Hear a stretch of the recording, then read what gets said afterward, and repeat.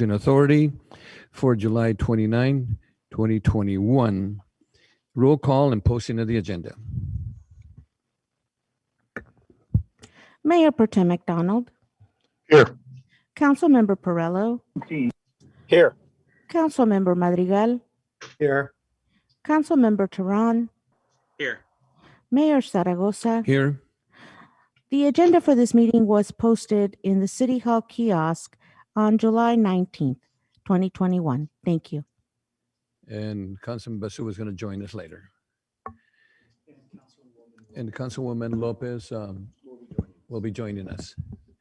Okay, well, I don't have any public comments for this item. So we have a closed session and conference with legal counsel, our city attorney. Thank you, Mayor. The City Council will recess to a closed session pursuant to Government Code Section 54956.9D1 to confer with its attorneys. The matter being discussed is moving Oxnard Forward, Inc. versus Michelle Ascension in her official capacity as City Clerk et al.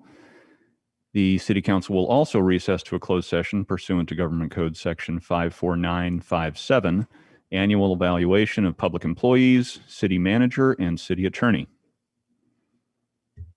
Okay, thank you. And we're going to go into closed session and we'll be back for a appointment item at 5 p.m. Thank you.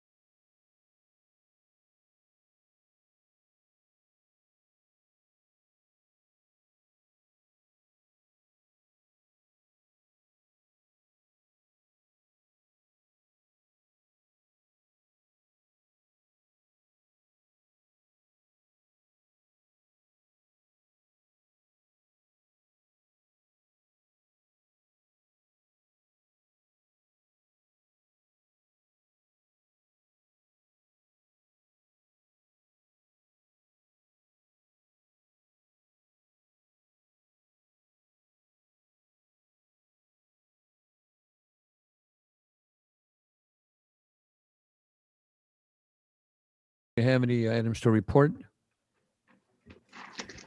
Thank you, Mayor. There are no actions to report out of closed session. Thank you so much. Our next item is item D, and that's an appointment item. We're a little late. It's supposed to be at 5 p.m. This is City Manager Department. And the item we have today is a preliminary American Rescue Plan Act investment ideas. And the recommendation of the City Council begin the discussion about the American Rescue Plan Act at ARPA preliminary investment ideas. And this was in Measure M. It was pre-recorded. And for this item, we do have one speaker, and that speaker would be Jackson Piper. So Jackson Piper would be the speaker on this item.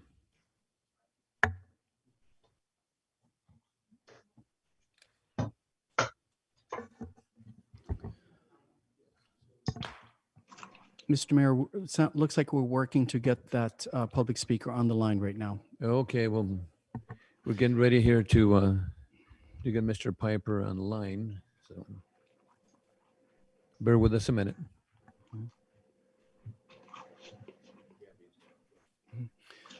Oh, and then just for the record, Councilwoman Basua has joined us. And right, also like to share that Councilwoman Basua has joined us for the meeting.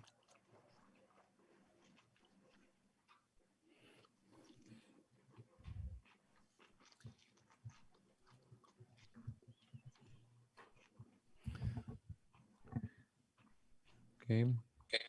Madam Clerk, do we have Mr. Piper? Okay, We're trying to connect with him. we're trying to connect to Mr. Piper. Mr. Piper?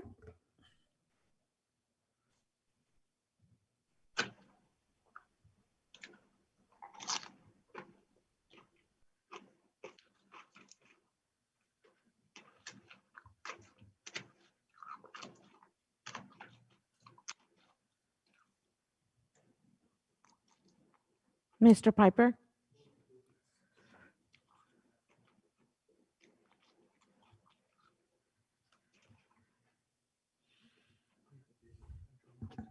Yes.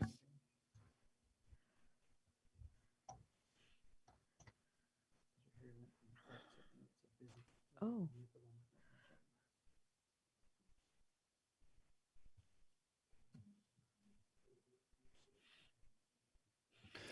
We're still trying to connect to Mr. Piper. Okay, looks like it's not going through right now. If perhaps I can begin, and if he can get on, and we can during this item we can go back Yeah, to him. Mr. Piper, we're going to start now. If we get the communication going, we'll come back to you. Okay. So, Mr. City Manager. Thank you. So this is part of this process regarding the American Rescue Plan funding for our city, and you've had 3 public sessions on this as council members from the committees from July 13th.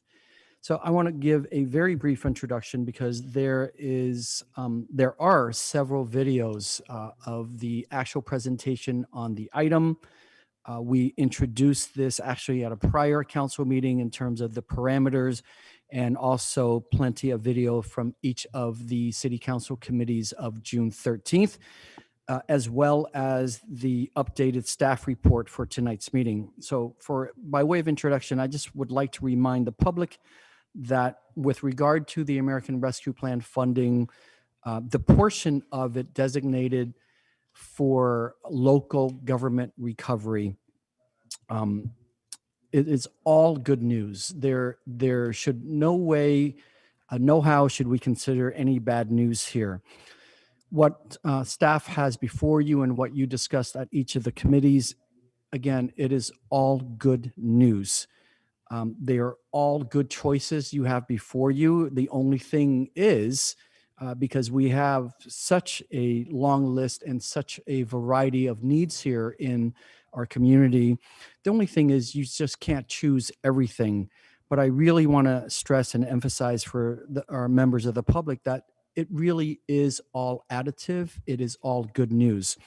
So when people in the public are reviewing the list that the city council will ultimately have to make choices from, please do not look at this list and think that we have to make cuts.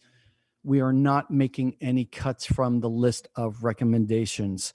So I hope that we don't allow this ourselves to get into fights over anything, but rather just have healthy, robust policy discussion and debate, but not to think of this as winning or losing or anything like that. So with that, I want to outline what I have here in the staff report to summarize what came out of the city council committee meetings. And by all means, I'll go through the summary, and anything that that is either inaccurate or anything that's missing, I ask all the council members to chime in. So from the Finance and Governance Committee, Chair Zaragoza discussed focusing and supporting the categories of supporting public health, water and sewer infrastructure, and specifically projects that are currently funded from the general fund. Also to support projects that address the negative economic impact, including premium pay for essential workers, broadband infrastructure, and specifically for underserved areas. Councilwoman Basua discussed prioritizing projects that replace public sector revenue loss and also addressing negative economic impacts in those categories, and especially within South Oxnard. She supported water and sewer infrastructure projects if there's no other funding for those specific projects, and also suggested removing projects where alternative funding sources are available that we could apply to or that we have secured. Councilmember Turan discussed prioritizing projects also that address negative economic impacts within the ARPA categories, specifically focus on cultural and community services, as well as economic development projects. And rather than committing ARPA funds, suggest leveraging funds already available for broadband projects, and suggested new projects for consideration, which is a safe sleep program. And that I assume that is for the homeless community, as well as additional funding for the utility rate assistance program. From the Community Services, Public Safety, Housing, and Development Committee, Chair McDonald discussed prioritizing water and sewer infrastructure, discussed the need for broadband infrastructure, but stressed that technology investments need to have lasting value. Stated it's also important to keep in mind the timeline to spend down the ARPA funding, as well as focusing on projects that benefit the community, not just one neighborhood. Councilmember Madrigal talked about focusing on Tranche 1 projects, regardless of the ARPA category, due to the need to deploy those funds in the community to offset the negative impacts on residents caused by the pandemic. The council member also questions specific projects, but understands that in August, when we receive the final rules from the federal treasury, it may affect our ultimate decisions.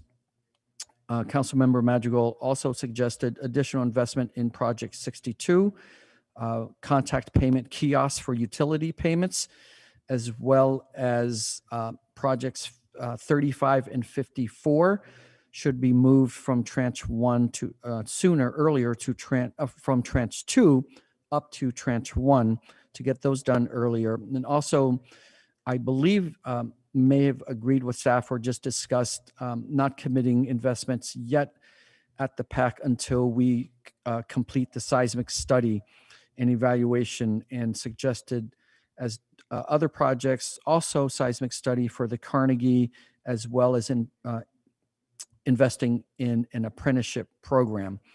Again, if I've misread or misquoted anything, please chime in. I'll be done in just a moment. For the Public Works and Transportation Committee, Chair Perello wanted to prioritize also addressing negative economic impacts, focused on premium pay for essential workers, as well as water and sewer infrastructure. Discussed that ARP funds should not be spent on only a few projects and suggested as additional projects the Channel Islands Harbor water quality as well as Ormond Beach. And also agreed with holding off on investments at the PAC until the seismic study is completed. And Councilmember Lopez also wanted to prioritize the projects to align with already established council priorities and specifically projects within public safety, homeless services, and small business support. Discuss the importance of looking at projects that don't have other funding sources and that we prioritize those, and projects that are also should be focused would be broadband projects that may also have alternative state level funding.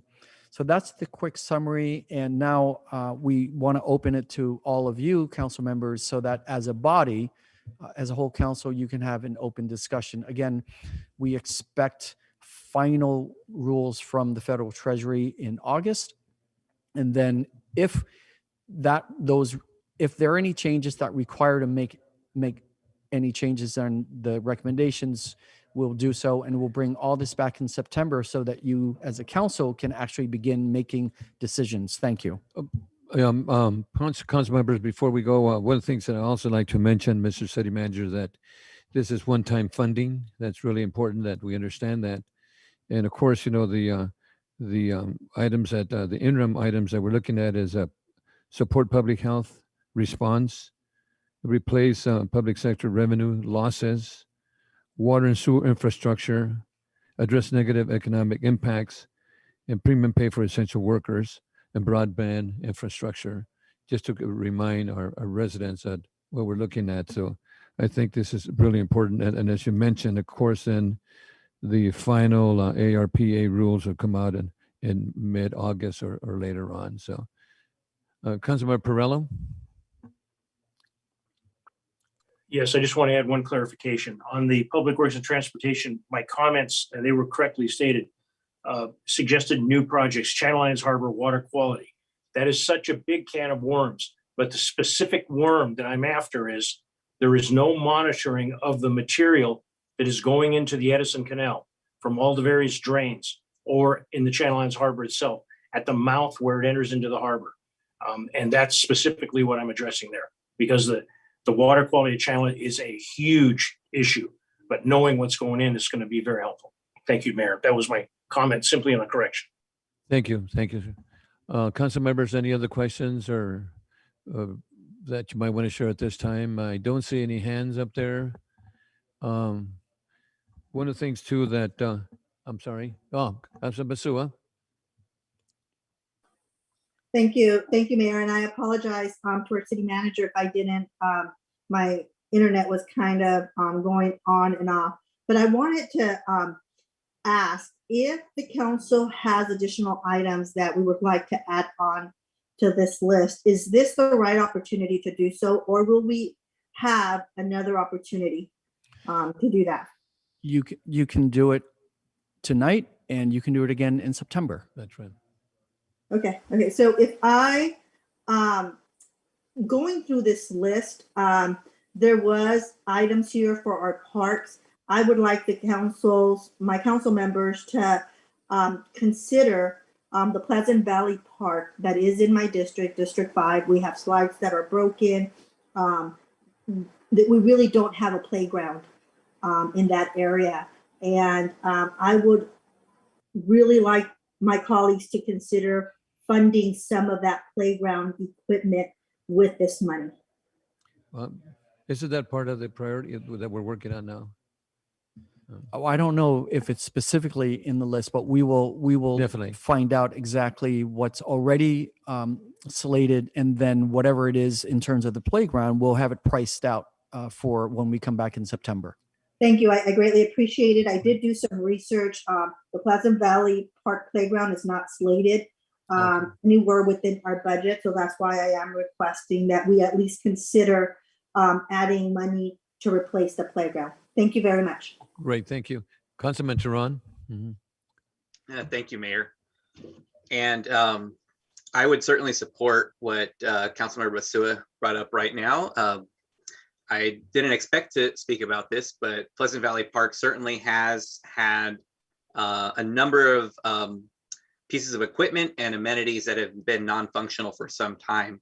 And even when I was a Parks and Rec commissioner, I did a report to my fellow commissioners about what the condition of the park was and met with residents about it, and got some really good inside information about that. And so only to be told that there was no funding to purchase a new slide, or that the slide was no longer manufactured and needed to be custom made, and which would up the price, and just a number of different factors that led to why the park is there. But the bottom line is that it's non-functional. It's not serving the community in the way it should, and only our residents ultimately end up suffering for that. That being said, I would like to propose something for investigation as well. We've had some discussions and meetings about SCR 1, the levee in River Park and in northern Oxnard, and it is adjacent to land that the county oversees, but Councilmember Perello and our districts also are adjacent to the levee. That being said, we had some great meetings. There's been discussion for some time about a bike path being placed atop that levee when it's completed. We are nowhere near that right now, and I learned that the timeline associated with the ARP funds will likely not align with putting a bike path on top of SCR 1. However, I did learn that SCR 3, which is just south of that, south of the 101, is in a much better place for that. And I would like to point out that if we were to consider a bike path being constructed there, the county already, in doing that levee, provided a foundation that would accommodate a bike path if and when the city decided to move forward with that. Residents have been requesting it, as well as local bike clubs and those who are advocates for health and wellness. Now, it's not just for the River Park, South Bank, River Ridge neighborhoods. I would like to point out that a bike path in this area would serve the entire city, might bring people to our city from outside of the city to utilize that bike path, but it also would help in activating that area, where the concept of activating an area will drive out negative elements. It tends to drive out negative elements when you bring people and residents to a place to utilize that space in a functional way. An example I'll use is Southwinds Park, and the change that happened with the addition of the walking track, lighting, and a new playground, and how different that park is compared to before those changes. So activating the trail along the levee on SCR 3 might help us with the issues that we have been experiencing out in that area. And I just wanted to propose looking at having the, as one of the potential projects, a bike path atop SCR 3 to at least look at that section. And when SCR 1 moves forward in the next couple of years, we can have at least a portion of it done if this were to move forward. Aside from that, I have my other thoughts, but I'll save those for a little bit. I just wanted to propose adding that additional project. And council member, I think I heard the presentation too. They're looking at a bike trail coming all the way from Central, all the way down to SR 1 and 3. So I think that the county will probably be working on that, but that's a good recommendation, you know. Thank you. And that is correct, Mayor. The ultimate goal is to have a bike path from all the way north from actually New LA Avenue, all the way down to Victoria and to the beach. So thank you. Exactly right. Councilmember Madrigal. Thank you. I'll keep it brief. I'll save some of my comments for the September meeting. But what I want to focus on, two things. One, and ask, and I simply know this simply because I happened to go to a meeting with the Public Health Institute along with the mayor, and it was mentioning some of our parks and the lack of shade in some of our parks. And that's for completely different reasons, which I brought up at the meeting, but something that we need to look into probably in the near future. And second, just simply with the rise in numbers again, You know, it was devastating for two particular area codes in the city, 93030 and 93033. And, you know, unfortunately, it looks like, you know, we may be looking at some dark times ahead again. So at the end of the day, whatever we decide, I do feel that the majority of this money should go to benefit those two zip codes, regardless of districts, simply because they were the hardest hit with everything that went on. And just looking at the LA Times article, it painted, you know, it didn't paint, not necessarily, it wasn't necessarily against the city of Oxnard, but it didn't paint those in government in good light when they went and interviewed people in La Colonia and people in Southwinds. It painted that residents were left to fend on their own. And, you know, ultimately, you know, it could be said how quickly we forget, but it looks like, you know, we're headed in the same direction. So I truly do believe that the majority of this money should go to benefit those two zip codes. Thank you. Thank you. Council members, this is Mr. City Manager. Any additional information? Well, Okay. I was hoping for some more discussion. We have 15 minutes. So this is a receive and file. Right. Oh, there you go. You have a little bit Okay, more we have discussion. Councilmember Perillo and then followed again by Tehran. I'd just like to appreciate the conversation. Maybe we'll get a little more give and take here, but just something that doesn't come up real high on the radar, but it does come up when residents explain about visibility throughout the city, whether it's street lights being blocked by trees, etc. There is a policy in this city that some fire hydrant areas are painted red and some are not. And there have been a lot of concerns about people that park at the corner of intersections, and they park actually blocking the person's ability to look forward when they come up to an intersection of a stop sign or a non-stop sign and seeing what is coming specifically on the right side. Maybe I have no idea what it would cost. I would hope it'd be less than significant, but maybe we start painting these things where we make notice you're not supposed to park there. And along with that would be a total 100% waste of money if we don't enforce it. These things need to be enforced. I can tell you on Vineyard Avenue, I see places where there are fire hydrants, and in the evening, there's cars parked in front of them. You know, we haven't had a tragedy, but this kind of stuff, when there's rules, people are supposed to follow. And I appreciate the comments. I know that's significant, another ask, but that's an ask. Thank you. But that's a good point, because I've had a lot of concerns. People say they park by the postal areas. They park in the corners where people can't see either left or right coming out of the different streets, and that's a real traffic hazard. Those are good points that we need to look at. Okay, we have Councilman Tehran followed by Councilwoman Basua. Thank you, Mayor. So given that we had a call for additional discussion, I'm going to go ahead and present some of the items that really kind of rose to the top for me on this. And I had mentioned in my comments at the Finance and Governance Committee that they tend to fall into the cultural and community services part and recreation things that we've had cut over the last couple of fiscal years. And so I want to look at parks first and look at our parks that are in need. And Councilmember Basua brought up a really great example with Pleasant Valley Park.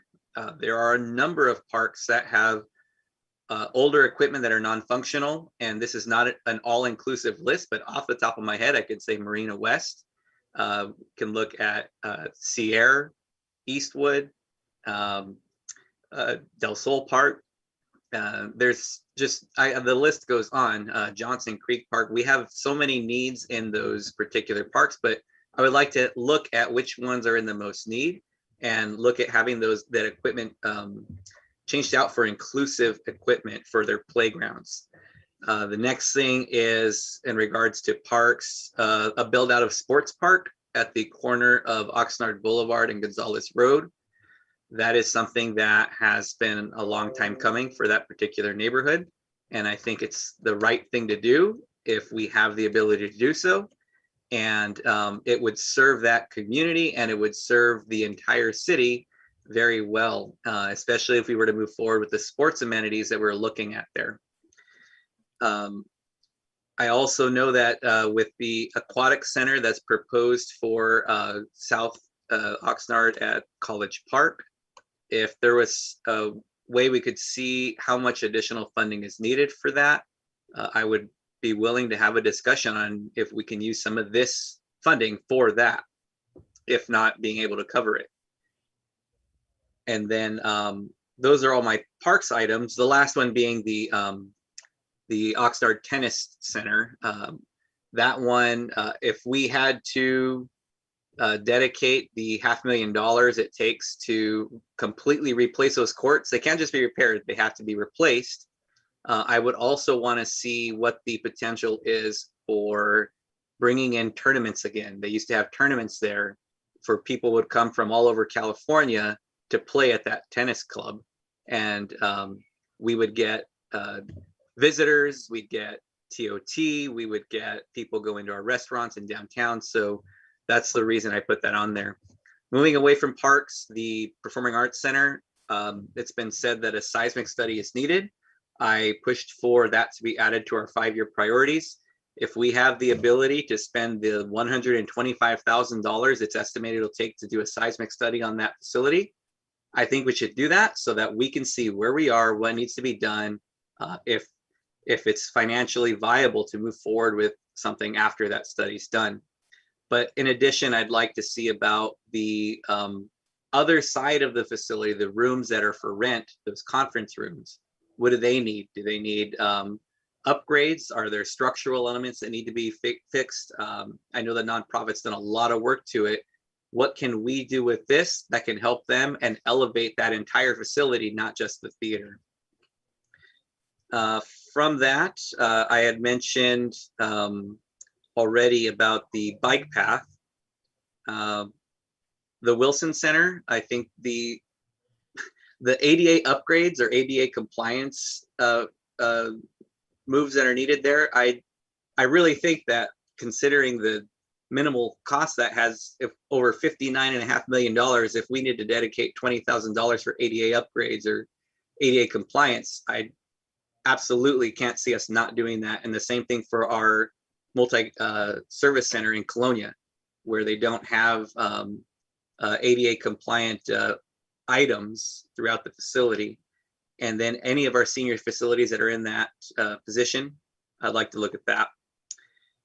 I'd like to also really look at bike lanes, a bike lane on Woolley. I forget the phrasing that was on the list, but it was a specific bike path and protected bike path, I think it was, all the way down Woolley. And I think that would go a long way in having a main arterial corridor be a safer ride for people. And if we build it, people will likely start riding more and feel safe doing so. And hopefully we will have fewer collisions, injuries, or deaths because of that, that protected bike lane. And then lastly, I had mentioned it at the Finance and Governance Committee meeting. I know that we shouldn't be investing in programs because this is one-time funding, but I would like to see what the viability is of a safe sleep program. I've had, and it was correct around our unhoused population, specifically those who are living in cars or in motor vehicles and are parked throughout our city anyways. Those who are living in their cars and just need somewhere safe to park overnight, programmatically, what does that look like? Do we do a one-time investment to get that program started? Maybe it's a public-private partnership. Maybe it's all us, or maybe we get it started and then a private entity takes it over. Either way, if we have to contract that out to an organization that is well versed in doing such a program and does it right, where we have sanitation, we have lighting, we have safety, I think that's just another tool in our box for addressing the issue of people who are experiencing homelessness, but they have cars, but they're just all throughout the city right now. Just give them somewhere safe to go. Those are the items on my list that rose to the top. There are some broad categories, mainly with parks. I would like to see how we can bring those back to where they need to be. And also the other items I mentioned, I really feel that our social aspect of our city and how we serve our residents socially is just as important as the infrastructure. And those are my comments. Thank you, Mayor. Thank you. No, and I know that quite a few of the items that you listed are part of their priorities. And of course, as we know, this is a one-time monies, but those are good recommendations for the future. Additionally, adding to the parks, I think the sports park on Gonzalez and Oxnard Boulevard would be something that we need to look at. I get a lot of calls on that we need to do something for the community. And I know the Mayor Pro Tem and I work with I've talked to a couple of agencies that potentially might want to look at that site. And also the other item is of course, it's in our priorities that we look at the Carnegie Museum too. So those are good thoughts. Thank you so much. Councilwoman Basua. Thank you, Mayor. I would like to see what my colleagues think. Early during the first meeting that we had in our committee meetings, I had made a comment about removing projects from this list that have some funding. So for example, line item 17, it has CDBG, money can be used. I would like to see more of a condensed list as far as what is it that we really don't have money and take away those projects that we can fund with other sources. And I'd like to hear from my colleagues as far as, what they think of that idea. Well, that's a Mr. good Mayor, thought. if I may make one quick clarification. City Manager. Yes, quick clarification. I actually think that's an interesting idea, but I want to be clear.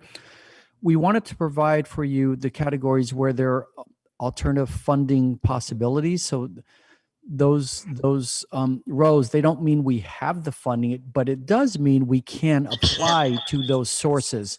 In other words, there are other funds that would be available, although they're not guaranteed. Yeah, and again, it's a one-time funding, and Councilman Teran. I'm sorry, Basua, do you have another thought?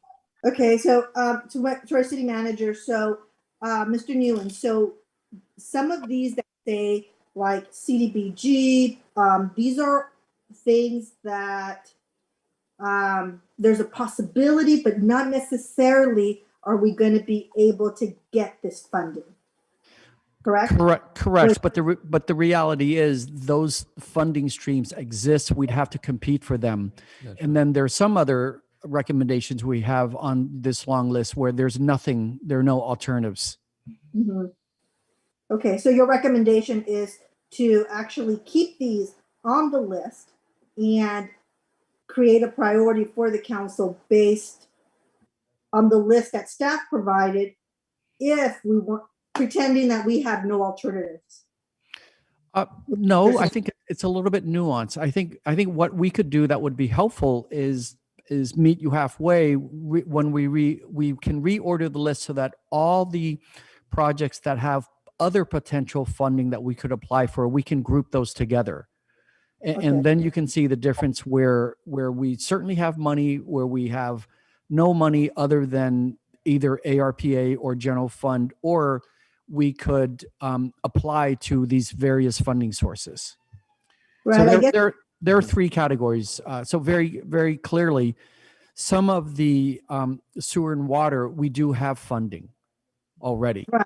No, that was going to be my other question as far as some of the water and sewer infrastructure that we do have the money allocated in those special enterprise funds.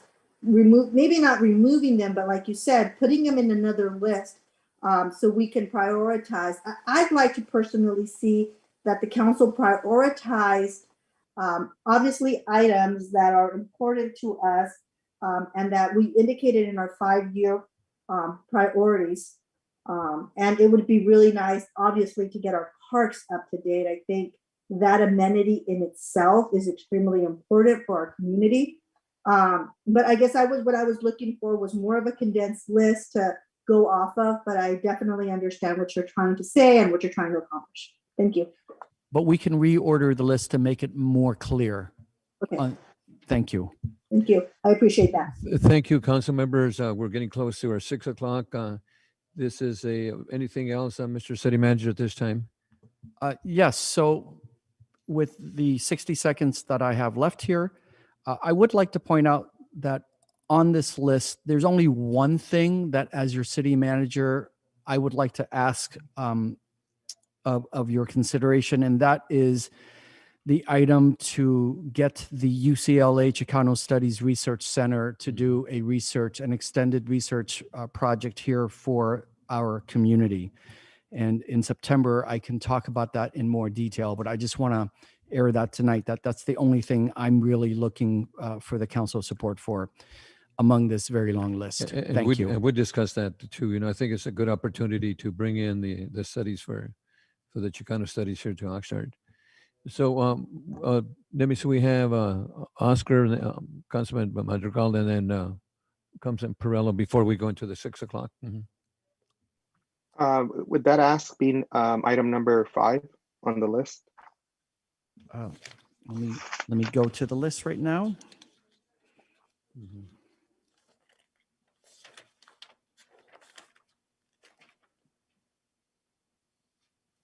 Yes, that's Okay. correct. Number 5. Thank you. Councilman Perello? Yeah, I would like to share this with the committee. When I first heard about the suggestion that the city manager had, I was like, why would we do that? I want to share with the committee, when the city manager explained what it is not catering to a specific group. It's catering to our complete city. It sounds like a very wise move. And with a limited cost that this is going to cost, the benefits, if done correctly, and I'm sure that the city manager and our staff and the UCLA institution will do a good job. I'm in support of that. At first, I thought, no way. And as it was explained to me, I got to tell you, it changed my mind. Thank you. And it'll be a benefit to the entire community. Absolutely. Thank you, Councilman Duran. Before we go to 6 o'clock, go ahead, Duran. Thank you, Mr. Mayor. One last thing that occurred to me as we referred back to the list, I would be remiss if I didn't bring this up because members of the public have brought it up, and it's in regards to premium pay for city employees utilizing the ARP funds. And I think it warrants discussion so it's clear exactly why this is brought about, who would be receiving this and who would not. Right off the bat, I would say that as a city council member, speaking only for myself, I would decline that if the council was even eligible for that. As far as other city staff and the intention behind it around what they all did, especially those on the front lines in our recreation department, public safety, those who had to still come into the office, even if it was on staggered days. I'm just wondering if it's worth the time right now to talk about that just a bit so the public knows why that's on there and what the idea behind it is. And I think you shared something important too, council member. I will decline, and I'm sure that we've heard from other council members likewise. But for myself too, I would decline any raises and so forth. Mr. City Manager, can you give us additional information? I'd be happy to, but Councilmember Councilman Perello Perello? also may want to chime in on this. I see his Councilman hand up. Perello, you still have your hand up. Are you gonna? Nope, I have a new question and a new. Okay. All of you may have seen it. A certain county or city in Michigan, the entire council gave themselves $65,000, and the prosecutor came in after the council saying they were not entitled to it. It was not inside their scope of job work, and they weren't entitled to it. I would not request or accept the money, but the issue of it going to specific people and the perception that the public that does not work for the city of Oxnard, but lives in the city of Oxnard and pays our bills, it has to be very clearly and carefully identified and articulated why some people will get funds and why some will not, the risk above and beyond their normal call of duty. Because the comment I get when people had jobs, they showed up at their jobs, whether they were getting a benefit or not. And specifically one that's come up very adamantly is the medical industry. We've given to and I was supportive of it, the clerks, the grocery and the drug, but the medical industry. And then there's others that have come up, and hopefully their institutions will pay them. But there are a lot of people that didn't get anything, didn't get called into work, lost their jobs, and they're looking this with an extremely sharp eye. And so my comment is, whatever we do, we are really, really good, multiple languages if necessary, in explaining why we're taking an action. Thank you, Councilman. Before the city manager speaks, I'm sure that we've discussed this in the past, where we have our firefighters, our police officers, our refuse collectors, our recreation people, a lot of individuals that were essential workers that were up front every single day during the pandemic, and they still are, for that matter. But I think that we also need to take care of our employees. They're really important to us, and they're here every single day. When you turn the water on, the water comes out. When you flush the toilet, it goes. When you pick up when you put your trash out, it's gone. And when you call 911 for whatever reason, you want somebody to show up, the police officer, or 911 for a stroke or heart attack or a fire. They're essential workers that we need to take care of. Mr. City Manager. Yes, thank you for the question, and I'll give a brief overview because I will be recommending this at some point, most likely in September, to the council. So this is, as a reminder again, this portion of the ARP funds is designated for local government. It is an extraordinarily rare and unique situation where the federal stimulus is providing direct funding for local governments across the country. But as a reminder, this bucket is for local government recovery. So it isn't meant for us to take care of every other segment of the community or the economy. And as I tried to remind everyone leading up to this, that there are other rather large buckets of funding designed to provide stimulus assistance to those different segments of our community and the economy. So that's point one. Point two is the ARP bill language actually specifically calls out for premium pay. So it is within the full intent of Congress that the funds are provided for premium pay. So what I will be proposing is very similar to what you did recently with the grocery workers in terms of gratitude pay. So other than that, I'm not going to get into a whole lot of detail right now because we are in the middle of the meet and confer process with the labor unions to work out an agreement for this. But it will come back to you formally in September for your approval. Thank you. Thank you, Mr. City Manager. Again, this item is a receive and file. So our next item is our opening ceremonies. And we, before I continue, Madam Clerk, do we have to roll call for the Housing Commissioners for Mr. Andrade and Mr. Vega? Yes, I do have an announcement, Mayor. Go ahead. We will have the Housing Authority Commissioners joining us.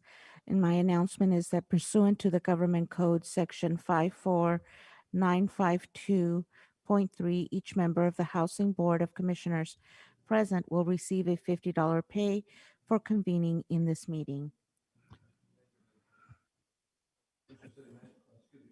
Mr. City Manager. Yes, while we're still here, I want to double check to see if Mr. Jackson Piper was able to connect. He was the only public speaker on the appointment I item. was going to mention that, right. Is Mr. Piper on? No, I'm sorry, Mr. Piper is not available. He did not dial in. Thank you. Thank you so much for that. So our next item is ceremonial item. And right now, can please join me for the Pledge of Allegiance. I pledge allegiance to the flag of the United States to America, and to the republic for which it stands, one nation, under God, indivisible, with liberty and justice for all. Thank you so much.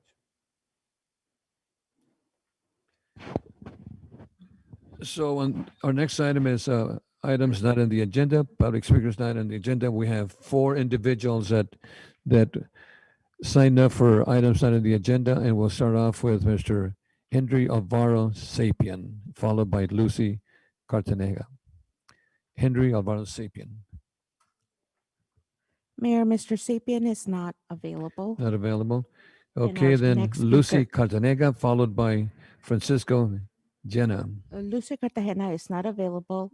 Not available. Mr. Francisco Jenna, followed by Salvador.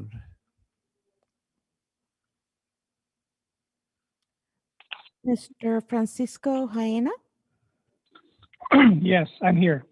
Thank you. You have 3 minutes to speak. Yes, Mr. Mayor, Mayor Pro Tem, members of the City Council, good evening. I'm Francisco Jaena. I'm just going to give you a brief update on the accidents on C and Roderick. So since my last public comment, there were at least 2 accidents there. One involving a car going to the lawn of my neighbor, and the other one, the remnants of the accidents, the glass are still on the street as we speak, and nothing has been done yet. And also that I noticed that C Street is already a bike lane. Now, you have not considered C and Roderick yet. Now, last year, there was an accident that I was able to witness where a bike was side swept on that area, on that corner. And fortunately, the guy survived, but there was one that did not survive. You could see a bike painted white on the lamp, on the electrical post in one of the alley just adjacent to the corner. Please consider that. And I will be giving you more updates for the next meeting. As I tell you, this is very unfortunate, but there's always an accident there. And also that I would like to as I listened just now to the council members, I would like to support the Safe Sleep program. Since I was a CAG member before, member of the Commissioner for Homelessness, we have done extensive work on that. Please review it. It's been done. We have spent a lot of time, energy, and also the public was involved and really would like to help on that project. And that's all from me. Thank you very much for your time, and hope to see you in the next meeting for another update. Thank you so much. Our next speaker is Salvador.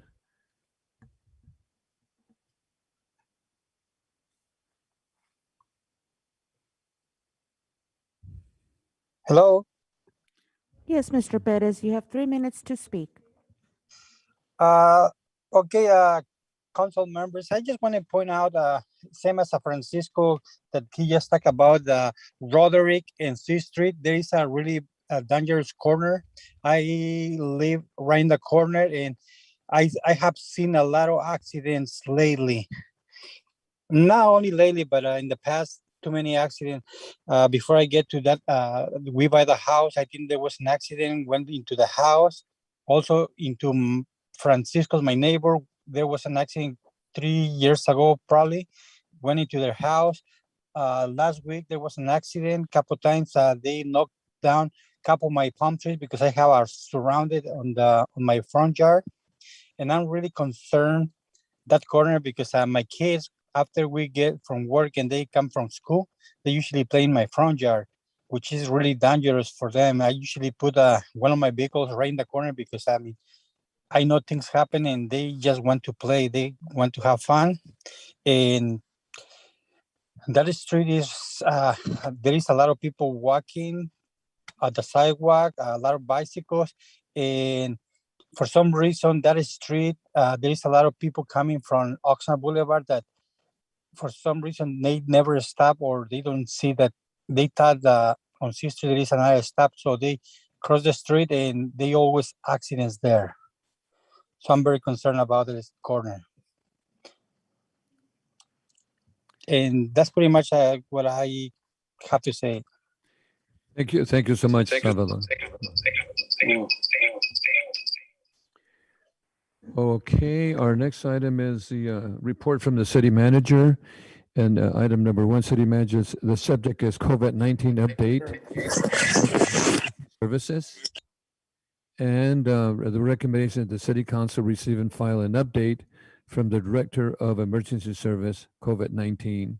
Mr. City Manager. Thank you, Mr. Mayor. We have several updates tonight. As some of our council members mentioned earlier, we are still in this pandemic. And unfortunately, with all the recent information and data with regard to the variants, it is still hanging around, and also especially challenging with the numbers of people who are yet to be vaccinated. So the first slide you have here is yet another reminder that, again, one of these other buckets of money available for pandemic relief, and that is the rent and or utility relief. So please, for all of our folks in Oxnard, there is quite a bit of money available for you to apply to help with your rent as well as your utility bills. And the address on the internet is housingiskey.com. Or if you just want to use the good old-fashioned telephone, the phone number is 833-430-2122. We highly encourage our folks here in the community to avail yourselves of those opportunities. Now, the next slide is actually an update of some of these funds. Now, in terms of the rent relief, this is as recent information as we were able to get from the state. So in terms of our folks, the good news is many people have put in for relief, and our community at this point has asked for just under $9 million worth of relief. Of course, the state has to process all this. So you can see all the data there. So far, $3.25 million have been obligated by the state program, and 161 households will actually receive their payments by the end of this month. You can see we've also had had people ask for utility assistance, so far nearly $800,000 worth. Now on the right, you can see the state's been processing. There are over 1,200 cases they're looking into, and they're at various stages in the application process. We understand that it takes time. It doesn't move very fast, but the bottom line is we highly encourage people to apply and get the relief that is available to you. Next, for businesses, the fourth Business Assistance Grant Program is coming out from the county. Again, our local businesses are highly encouraged to apply. You can go to the website VC, as in Ventura County, businessgrants.org, or you can also call 888-405-1004. All this information, by the way, continues to be available at the county's website as well as the city's. Now, going back to vaccinations, the county is still providing the mobile vaccine clinics, and for Sunday, August 1st, there is a mobile vaccine clinic at the Channel Islands Harbor at 3900 Pelican Way. That will be available from 10 a.m. to 2 p.m. And then on Monday, August 2nd, at Channel Islands High School at 1400 Raiders Way, the mobile vaccine clinic will be available starting at 1:30 all the way through 6 p.m. And we highly, highly, highly recommend anyone who hasn't had the opportunity to get your vaccine, please try to make it to one of these. The county continues to provide these mobile vaccine clinics, and we'll post them. It's, again, at the county's website, but also at ours. We'll continue to update those week after week. The regular vaccination sites are continuing, and this is also on both websites, and we, at every council meeting, we provide updates on this. So the North Oxnard Public Health Clinic at 2240 East Gonzales Road is open Monday through Friday. at 10:30 a.m. through 4:30 p.m. And on Thursday, they're open an extra 2 hours till 6:30. At Rose Avenue, again, the Babies R Us building, they are open Tuesdays through Friday from 11 a.m. to 6:30, as well as on Saturday from 9 a.m. to 4:30 p.m. South Oxnard at the in the tent at the parking lot at 2500 C Street. You can get your vaccines there Monday through Friday from 10:30 a.m. to 4:30 p.m. And then at Oxnard College, they've actually moved it around at the college. It is now at 4000 South Rose Avenue. They are open 9 a.m. to 5:30 p.m. Saturday through Monday. So again, that's over the weekend. And then not available Tuesday, Wednesday. However, Thursdays and Fridays from noon all the way until 7:30 p.m. So we continue to thank our partners at the County Public Health to provide these vaccinations at both the regular sites as well as the pop-up clinics for our community, as well as others in the county. This reminder about masks, our County Public Health Advisory currently is that it is strongly recommended that we all wear a mask indoors in public spaces to prevent further spread of the various variants of this virus, of the COVID-19 virus. Here in the city of Oxnard, we've never deviated from that, so we continue to require masks and social distancing in all of our facilities, and that goes for our staff as well as members of the public. If you don't have a mask when you enter one of our buildings, we will provide a mask for you. Next, we just continue to remind our residents that in the fall, Amazon will open, and we want to encourage our residents to be among the very first to apply. So again, you can go visit our website at www.oxnard.org/Amazon. Or if you're fancy, you can scan this code, which I still don't know how to do, but there's a QR code. This is available at our website, and this is where you can sign up, and we will keep everyone up to date with information about what you need to prepare for the application, and more importantly, when they're actually going to release them. Next, and related to this, is we continue with our Oxnard employee pipeline. This is our partnership with Oxnard College and the Chamber of Commerce to help our residents get the training that they may need in order to become more employable with the many companies that are already here in Oxnard. Again, this is not specific to Amazon, although it could lead into Amazon at a future date, but we want people to join and enroll in the Oxnard employee pipeline. So that information, of course, is on our website, oxnard.org/employee pipeline, as well as the phone. The number is 805-385-7407. And the next round of classes begin starting August 23rd. And we highly encourage anyone who has been looking for or has been curious about getting a little bit more training and education to call us or sign up on our website, and you can find out more detailed information.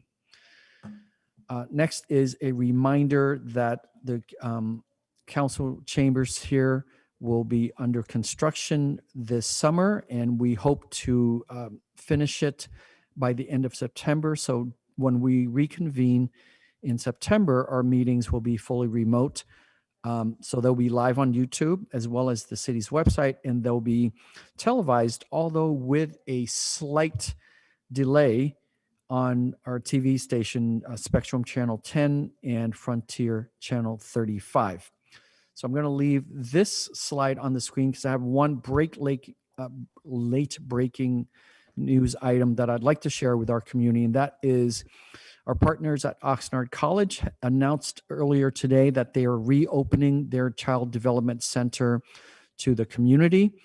That center at the college can provide part-day and full-day childcare services to families in the community. There are scholarships and priorities. Obviously, they want to serve first and foremost Oxnard College students with those needs, but it is open to the broader community. At this point, their capacity right now is 56 children, ages 2.9 to 5 years old. I don't have kids, so I don't know exactly what 2.9 means, but I think all of you parents do. It's 9 months.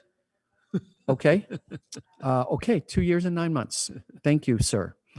So the college is certainly hoping that they can expand that in the future. The center is open Monday through Friday from 7:30 to 5:30. So you can get additional information at their website, which is oxnardcollege.edu/CDC. So again, the Child Development Center at Oxnard College is reopening, which is great news for our community. And finally, for me, I want to highlight, and this will allow me to segue into making some comments about our CFO. So our finance department recently received and was recognized by the Government Finance Officers Association of the United States and Canada with the award of excellence, of achievement and excellence for our financial reporting. And very quickly, it states that the Certificate of Achievement is the highest form of recognition in the area of governmental accounting and financial reporting, and its attainment represents a significant accomplishment by a government and its management. So, of course, all the credit goes to our CFO, Mr. Kevin Riper, and his entire team. So with that, I would just want to quickly say that as we noted recently, that Mr. Riper is going to be departing our city at the end of the summer. He is headed to the city of Long Beach to serve as their chief financial officer, a city that is twice our size. And he is going from, I understand, a department of 35 staff to a department of 200 and I think 240 staff. Interesting note is with his new staff in Long Beach, for whatever reasons, he will also be supervising the helicopter mechanics crew. So that just tells you something about how his duties will be expanding. So I want to take a quick minute, and I expect the council members will chime in during council comments to truly thank Mr. Riper for all of his tremendous contributions to our city in the short time he's been here. On a personal note, Mr. Riper has achieved everything that I asked of him when he first interviewed with me. His leadership, his extraordinary communication style, his steadfastness, in addition to all of his expertise and his super brain power, has really led not just the finance department, but this entire city soundly out of financial management chaos. He has set this city specific to the financial management on such a positive, stable, excellent path toward the future.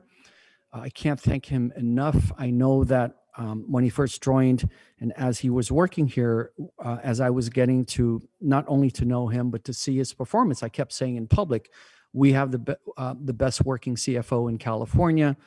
So maybe it turns out I was right.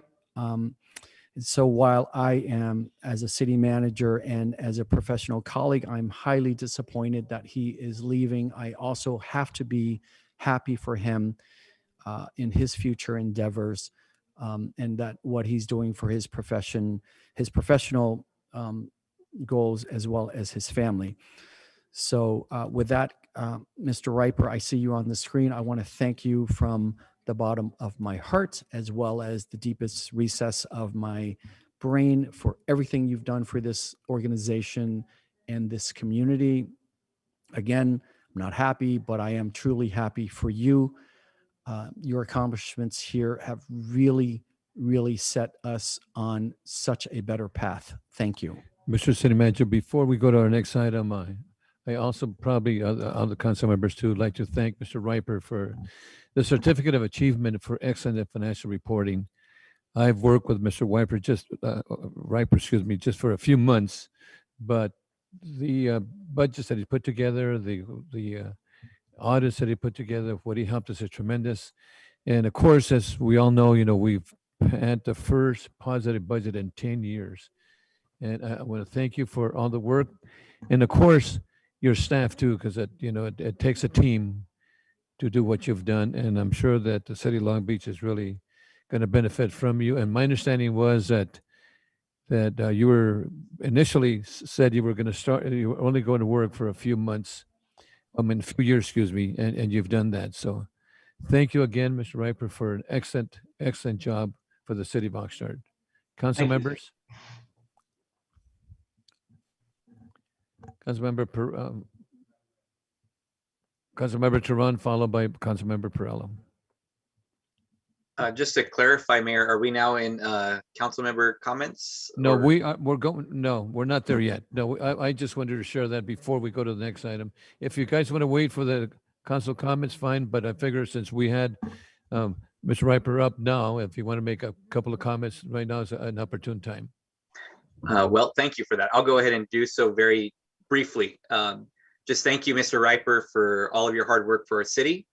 You have absolutely turned things around, and we are totally in your debt for the great work you've done to financially just improve things in this city, not just for our finances, but our transparency and your ability to explain things. And I can say this as prior to council, you were very responsive to emails and phone calls, and I always appreciated that. And I just thank you for that. And this Certificate of Achievement for Excellence of Financial Reporting, that's great to hear. I don't know how many people saw underneath that. It said for the 4th year in a row.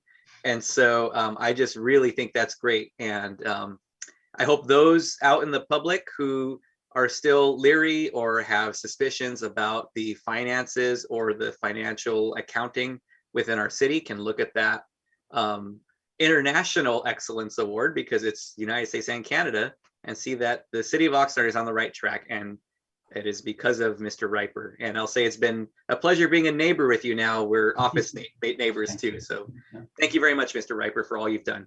Thank you. Thank you. Thank you. Councilman Perello? Yes, I'd like to basically address Mr. Riper, but I'd like to address the public. Ladies and gentlemen of the city of Oxnard, when I got on this council in June of 13, not too much longer after being on the council, I had an opportunity to get on the fiscal, finance and fiscal committee with Councilmember McDonald. And there were some extremely trying times, eye-opening. It was one item of bad news after another. And I asked a lot of questions and didn't get a lot of answers. And people tried to get the information, but we weren't getting straight information. We bring in a new city manager, and he brings in chief financial officer and another individual, Ms. Donna Ventura. We got 2 for 1, as he told us. It is night and day for those colleagues on this council that did not go through the times when we were facing insolvency. That was real. Things have changed. We have the American stimulus, we have Measure E, but we also have a finance director that's telling us what's going on, the good, bad, and the indifferent. The biggest thing I can tell about Mr. Riper, and I was asked when someone called and asked me for my opinion on it, a headhunter. If you ask the man a question, he's going to give you a straight answer. And if he can't give it to you right now, he is going to find it within an hour. You won't wait for a day, 2 days, 2 weeks. You won't wait till hopefully you forget what you were asking. The gentleman will get you an answer. And you will find that the answer is a valid answer. It doesn't change tomorrow. It's been rare in my experience of meeting people like that. This new team in the city and this council, and specifically the finance department under his leadership and the people that he has helped train and bring in and raise the expectations and the quality of work. Ladies and gentlemen in Oxnard, I wished you had an opportunity to meet him. He's a regular guy, a regular Joe Blow. But if you have kids, I cannot and I do not. But if I did, I would not expect them to reach any higher of a level in quality of service than this gentleman has provided to the community he serves. I don't know what else I can say about the guy. I wish he wasn't leaving, but there's opportunities that come when you have to take the opportunity to help yourself and your family and the community he's going to. They probably need him a hell of a lot more than we do. I wish them the best of luck. He's leaving tremendous void to fill. I'm sure we're going to get somebody good, but I'm very grateful to have had the opportunity and the experience to work with somebody that understands that when you're asked a question, it's expected you're going to receive an honest answer. Mr. Riper, we wish you the very best. Thank you, sir. Thank you, Councilmember. Councilmember Lopez. Thank you, Mayor. Mr. Riper, I'm very sad to have received the news and seen the news that was shared widely with the public about your departure, but certainly not surprised. And I think that's something that our city manager, recognized even from the moment that you joined the city. So I feel very fortunate that we've had you for this time, that you've been able to help and contributed to the city moving forward. Greatly needed, and I wish you all the best, and please don't forget us.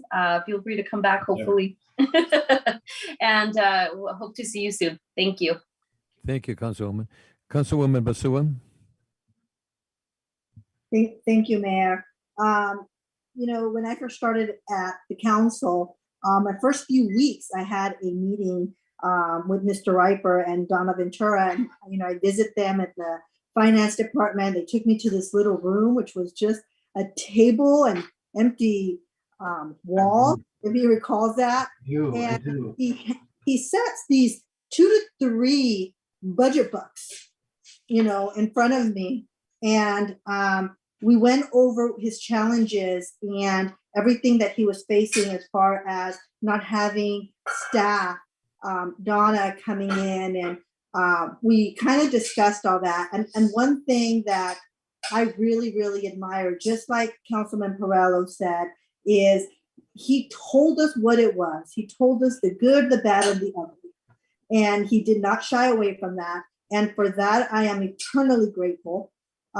Having been in the finance committee, I got the opportunity to hear him with his presentations. And the kind of caliber that he brings to the city is something that is going to be very, very hard to replace. And I mean that sincerely, because it's not every day that I get to meet a finance director with his kind of talents, ethics, and his desire to want to do good for this city. And we are definitely going to miss you. And I wish you all the best in Long Beach, and you will always have a home here in Oxnard. And I wish you nothing but the best, Kevin. Thank you. Thank you, Councilwoman. Mayor Pro Tem McDonald. Thank you, Mr. Mayor. I will be very quick. Mr. Riper, congratulations. I'm been very happy to work with you over the time that you've been here. And I will tell you that I think it's a testament to the city that people from the outside are coming in and trying to recruit our best people, and at times being very successful. And I don't begrudge anyone for taking an opportunity and moving and improving themselves. You'll love Long Beach. I went to college down there. But when I went to college, you didn't go downtown because it wasn't the best area, but that's another story for another time. But congratulations. Thank you for all your work. And I wish you well. And if there's anything that I can do in the future, should you ever need any assistance, please feel free to reach out. You will always have a friend here. So thank you and congratulations. Thank you, Mayor Pro Tem. Thank you, Mayor Pro Tem. Councilmember Madrigal, Oscar. Thank you, Mr. Riper. Thank you for your service. Thank you for setting a foundation here in the city of Oxnard in the finance department. Very strong foundation that I know will only get better as time goes on. And, you know, a big thank you will always be to you for it, even though you may no longer be here. So best of luck in the city of Long Beach. And, you know, for the summer, you know, I would actually miss having you as quote unquote neighbor, simple hello, right? So have a good one. Thank you. Thank you. Yeah, thank you, Mr. City Manager. Mhm. Thank you, Mayor. Could I have just a second? Yes, yes. I was just asking, we can have Mr. Riper say a few comments. Mr. Riper. Yeah, thank you, Mr. City Manager, Mayor, Mayor Pro Tem, and Council. I really appreciate the words of support tonight and every day before this. A CFO could not ask for a more supportive city council and city manager than Ms. Ventura and I received in our several years here. The resources that you gave to us and the support you gave to us when we brought policy after policy after policy to you was unmatched. And it allowed the very strong team that I've been privileged to lead to make a lot of progress, as a number of you have noted. And we had a strong team across the whole city. People paid attention to finance because you guys made it a priority. And that tone starts at the top with the city manager and the legislative body. And that tone that you all set and the resources you gave to us sent a message to the whole community and the larger city organization and the finance department that finance was important. So it was a team effort all the way. It was a great ride. I've learned so much and it was very rewarding, and I am going to miss you all. Thank you so much. Wow. Thank you, Mr. Riper, and thank you to your team too, and congratulations, and I'm sure you're going to do good in Long Beach. Thank you so much. Thanks, Mayor. Mr. Mayor, if I can make one final comment. Yes, sir. Mhm. Now that the Love Fest is over. I did read, Mr. Riper, in the papers recently that there's a big brouhaha in Long Beach. There's a hot debate about whether to restore the Queen Mary, Yeah. or whether to sink her to make a coral reef somewhere. Either one is going to be extraordinarily expensive. I wish you all the best in financing that. Thank you. Thank you so much. Okay, ladies and gentlemen, our next item is item number 2, the City Manager Department, and the subject is a verbal update on illegal use of fireworks in the community. And the recommendation is the City Council receive a verbal update by Chief of Police on the 4th of July illegal fireworks. Chief Jason Benitez. Thank you, Mayor and Council. The first thing I will say, it is extremely difficult to follow Kevin Riper, so I'll start with that. I just wanted to take this opportunity, now that it is agendized, just to really close the loop on the discussion for this season's, what we'll call the fireworks season, which typically, though we do have fireworks complaints throughout the year, typically from Memorial Day until just right after the 4th of July. And so as we reported to you here and there, my office still continues to get inquiries about what Oxnard PD actually did during this fireworks season. And we've got our numbers have actually settled for the season now, so I can report to you with the final tallies of what we did. I'll preface this by saying that 2020 was an unusually high year for fireworks calls, where during this fireworks season, we received nearly 3,600 calls for service, just specifically related to fireworks between Memorial Day and just after the 4th. When you look at this year's number, which is just under 1,100 fireworks disturbance calls, it reverts back to 2019 levels, which is still very high. When you look at what we saw in 2020, just on the 4th of July, we had about 760 fireworks calls on the 4th of July in 2020. This year is significantly lower, of 367. But what I will say that what did go up this year is the number of tips that we got from the community that pointed us the direction of where they believe fireworks activity was happening. So what we did once again was that we took this data that we had with regards to calls for service related to fireworks, as well as tips, and we developed this and we mapped it out. So when the time came for us to actually deploy on the 4th of July, we knew which areas where we needed to spend a little bit more effort. I will also say that Assistant Chief Eric Sonsigard recently participated in a discussion group among the California League of Cities, and agencies were comparing notes as to what agencies were doing to address this very widespread problem. Because again, as I've said before, this is not just an Oxnard issue. This is something that runs up and down our state. And ironically, during a time where we are experiencing extremely dry weather and having problems with fires. I will tell you simply that Oxnard has really kind of led the way into the degree of effort that it's put forth in this regard. When you look at what all the other agencies are doing in terms of addressing this problem, we're doing that, plus we're doing more. And as I mentioned previously, this year, which I believe is our second or third year of using unmanned aerial vehicles or drones to help us with the enforcement.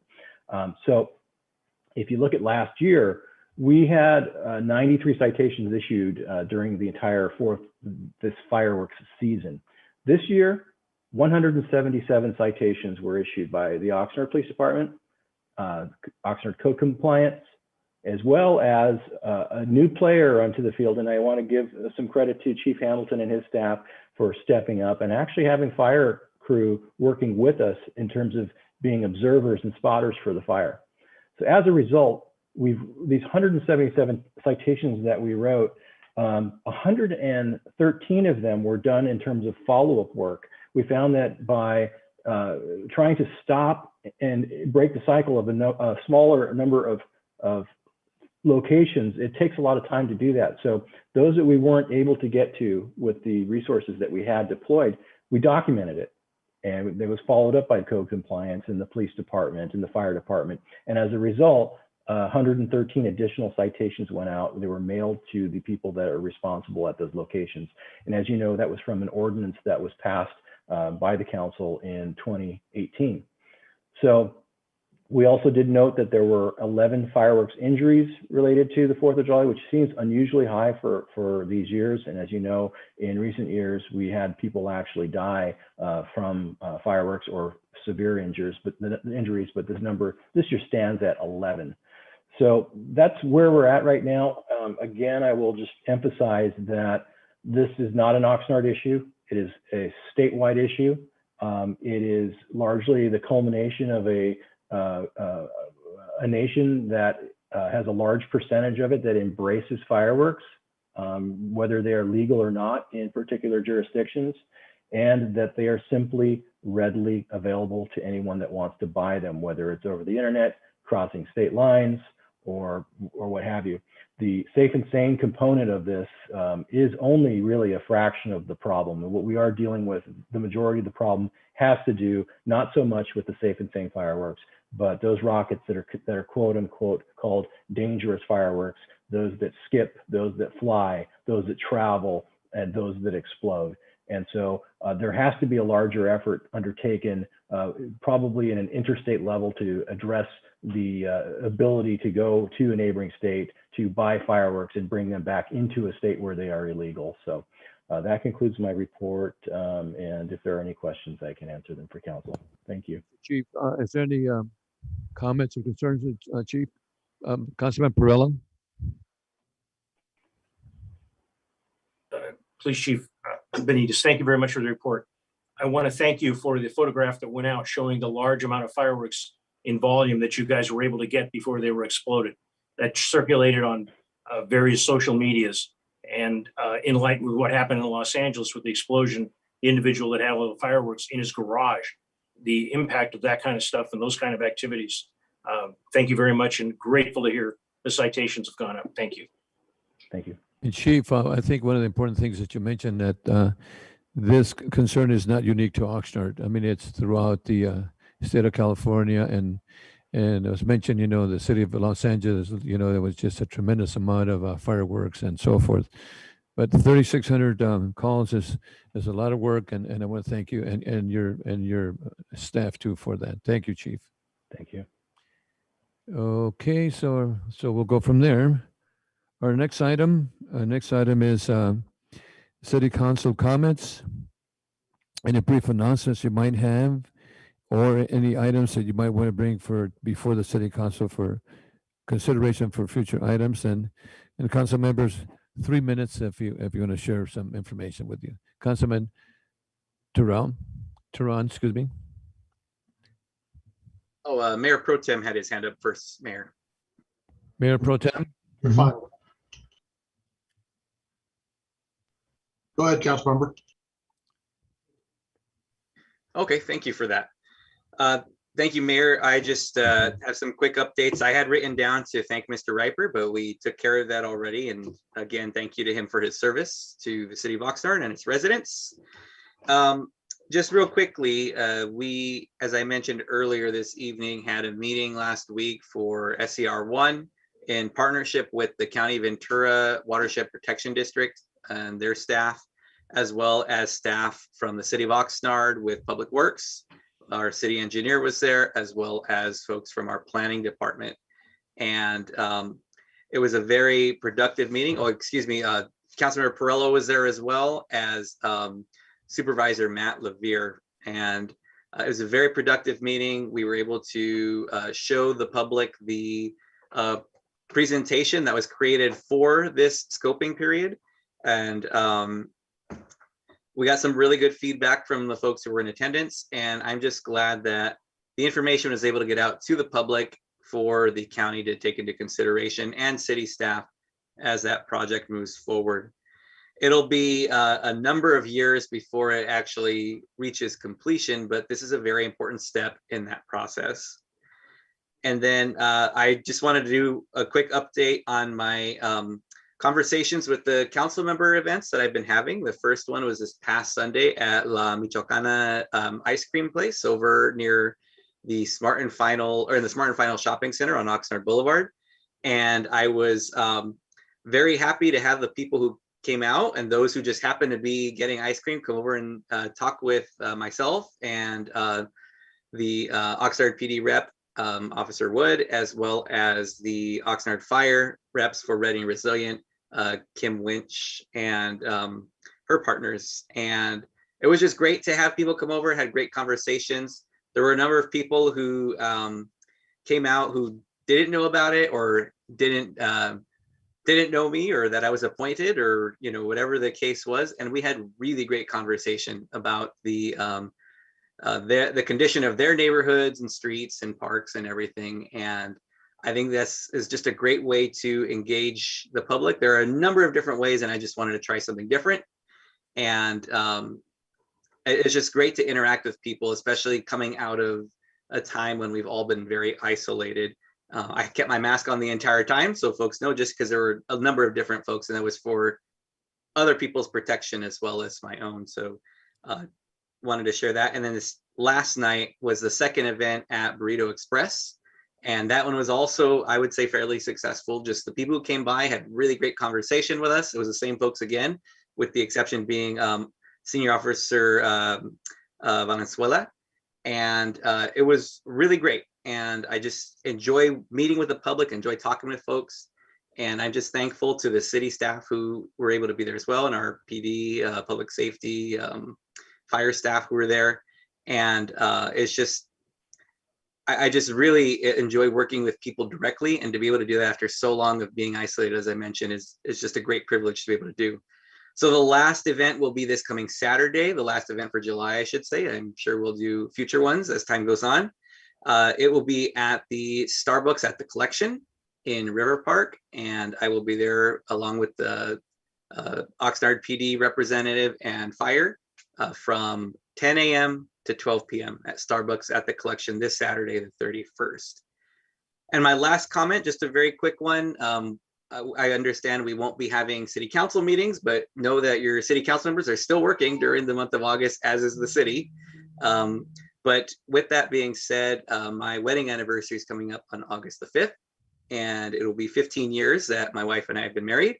And I just wanted to wish her a happy anniversary and thank her for sticking with me and putting up with all this stuff that I do. She's been my biggest fan and biggest supporter, and I'm forever grateful. So those are my comments, Mr. Mayor. Thank you very much. Congratulations. Mayor Pro Tem. Thank you, Mr. Mayor. I like most governmental entities, many of the entities I sit on are dark during August, but we are having two special meetings. One is for Ventura County Transportation Commission, and that is to finalize our work with Mr. Darren Kettle, the Executive Director. He has accepted a new position with the Southern California Regional Rail Authority. Most people know it as MetroLink, so he will be leaving VCTC and moving on to bigger and better things. But we now have an ally to try and get more service from MetroLink into Oxnard, especially on the weekends for the downtown trips to LA and stuff. I wish Mr. Kettle well. I think he'll do an excellent job there, and I'm sad to see him go, but I'm happy that they think so highly of him that they're going to take him from us, so that's great. Also, Gold Coast Transit District will be having a special meeting. We're trying to bring out a new financial system, get it in place so that we can better serve our employees with more reliable payroll, and I think we're on the right track to doing that. So the board is asked to do a special meeting in August so we can make sure that that system gets fully implemented. And then finally, I will mention that August 3rd is my anniversary, and I want to thank my lovely wife for putting up with me for 36 years. I'm very pleased, and she's still with me, and I'm still here. So, thank you all. Thank you, Mr. Mayor. Congratulations to you too. By the way, I had an opportunity to work with Darren Kettle for about 12, 13 years, and that's great. He's going to be representing Ventura County. We've always had individuals from LA and San Diego County. So that's great. I'm very proud. Congratulations to Darren. Okay, Oscar Madrigal, council member. Thank you, Mayor. I want to start off, as previously stated, I attended a meeting with the Mayor and Supervisor Ramirez with Public Health Institute, as they'll be here, or they were supposed to be here right before the start of the pandemic. They're starting back up again, and they'll be here for a bit for health safety of farm workers and also for health safety of our parks. I had the opportunity to not only attend one, but two housing Zoom calls. The first one was last week. There was, as with anything with government, there was government officials, there was outside nonprofits who were talking about the many different things that can be done for housing, not only now, but in the future. There was, a lot of, I'll be honest, there was a lot of grandstanding by some of city officials and some of the county officials. It was mostly people from Santa Barbara. It was Santa Barbara County and Santa Barbara cities. There was a representative from the city of Ventura, a council member, and they were talking about all these wonderful things. Once it was actually my opportunity to speak, and I told them I was a council member from the city of Oxnard, it kind of went quiet. Simply put, it is difficult, as we've mentioned in the past, with housing. Housing is a humongous issue. And, it's easy to say how much work is, quote unquote, is being done. But, at the end of the day, I think actions speak louder than words. And, could the city of Oxnard do more? Yes. But, some of our neighboring cities have lacked for years to do anything about housing. And then yesterday, I had the opportunity to attend another meeting. Housing Director Ramirez was at the meeting and he spoke, and although there was some at first some questions, so on and so forth, or some form of negativity, Mr. Ramirez actually happened to win the room over with his presentation. So I want to thank him, and many different things to come, and I hope everyone enjoys the rest of their summer in August. Hopefully, fingers crossed, finally we have kids going back to school full time. So thank you. Thank you so much. I also like to share that I had the opportunity to attend the opening ceremony for the Cowboys with owner Jerry Jones, and the practice that they have for the Cowboys. We had approximately about 2,500 attendees at the time. And tomorrow I'm going to have the honor to meet with Councilwoman Basua and Councilman Lopez, with Senator Monique Limon on behalf of Oxnard, she's going to be presenting a $5 million. No? Okay. What am I? It was a load of surprise. Okay. I think I spoiled the surprise, but anyway, I'll be there tomorrow. And then again, tomorrow evening, I'll be also over at the harbor, Port of Guanimi Harbor, to farewell for Jonathan Alvarez, the consul from Mexico, and also for Javier Cerritos de Santos, also that they're going to be leaving Oxnard, and they were members of the Mexican consulate. And we have Councilmember Perrella. Thank you, Mayor. Yes, I was able to attend with you, Councilmember Basua, Villa, and Madrigal for the Get House Cowboys. It was a nice event. The place was packed. It was one of the largest crowds that I can recall in the last few years. A nice event. I need to say this. Congratulations to the two individuals celebrating an anniversary. That's very nice. And thank you for sharing it with the rest of the public, because behind you, there's always somebody that's holding you up. And those of us that have been married or are married, there's somebody always holding you up. I'd like to thank the public again for voting for Measure E, because driving around the city of Oxnard, I'm seeing more and more signs of barricades where it's Measure E money at work. I'm seeing sidewalks, curb and gutters being worked on. I'm seeing streets being worked on. I'm seeing medians being worked on. I'm seeing trees being trimmed. A tremendous amount of work, and it's a big deal, and it's because the voters approved this.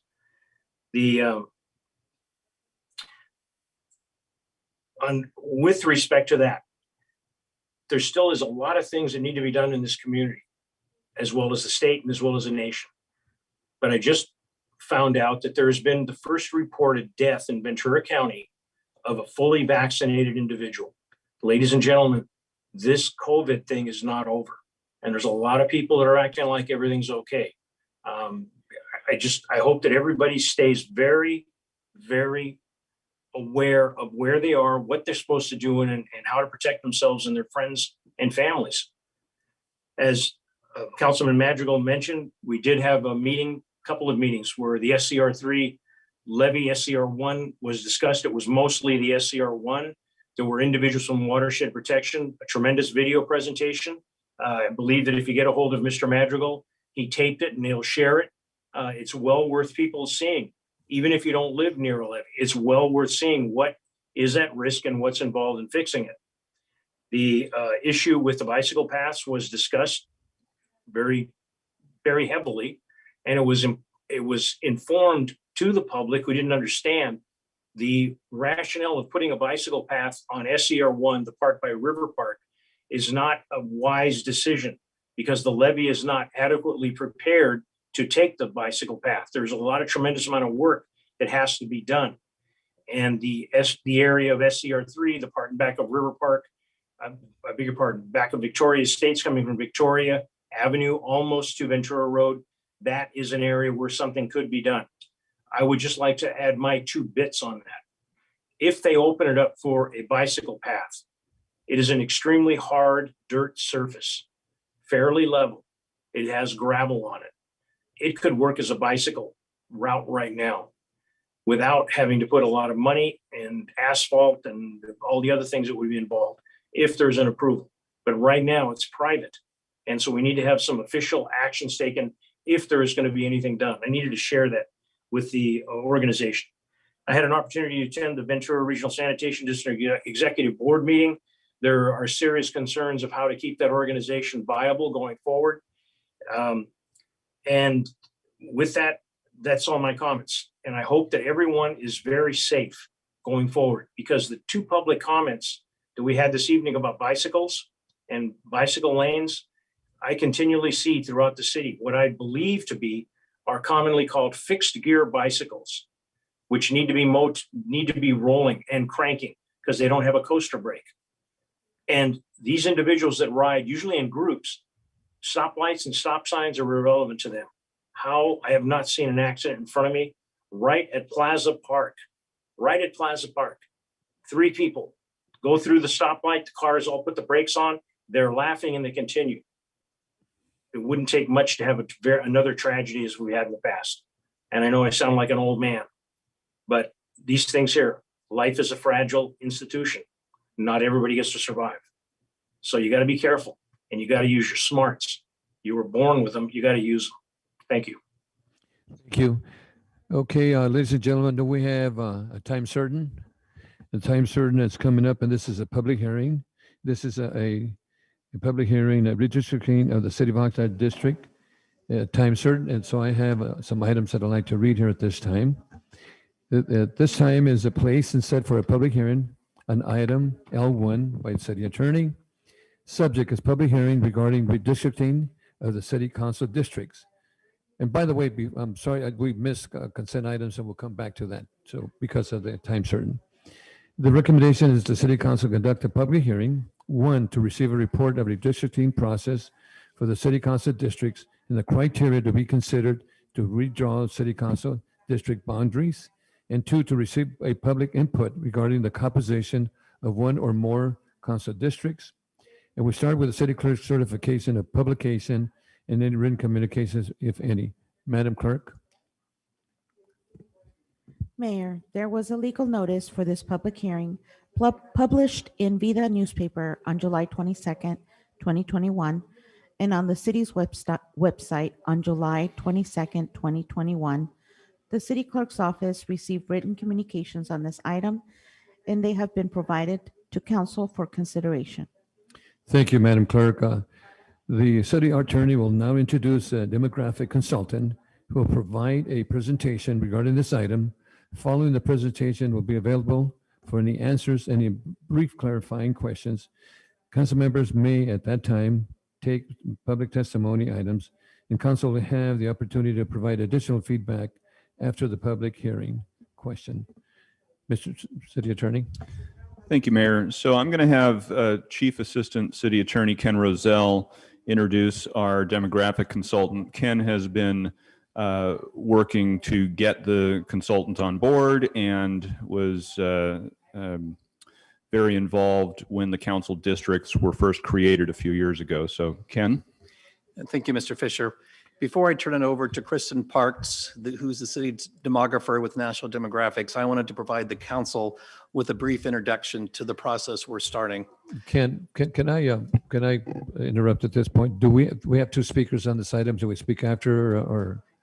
Our recommendation would be that we have the brief introduction I'm going to provide. We have the presentation from Ms. Parks, and then follow the procedure. Then we have the public comment, and then the council can ask any questions that they have. I just want to share that because we have two speakers, but thank you. We'll follow the procedure, the protocol. Thank you. Great. Thank you, Mayor. So once a decade, the districts are redrawn after the federal census to reflect population changes over the previous 10 years. This includes the redrawing and rebalancing of federal congressional districts, state assembly districts, state senate districts, the county board of supervisor districts, and of course, city council districts. And aside from the city council districts, which we'll discuss in a moment, the most relevant redistricting to the residents of the city of Oxnard are the districts of the board of supervisors. Right now, Oxnard is represented by 3 different members of the board of supervisors. The city and its residents need to fully participate in the county redistricting process to ensure that our voices are heard, and that process will start shortly.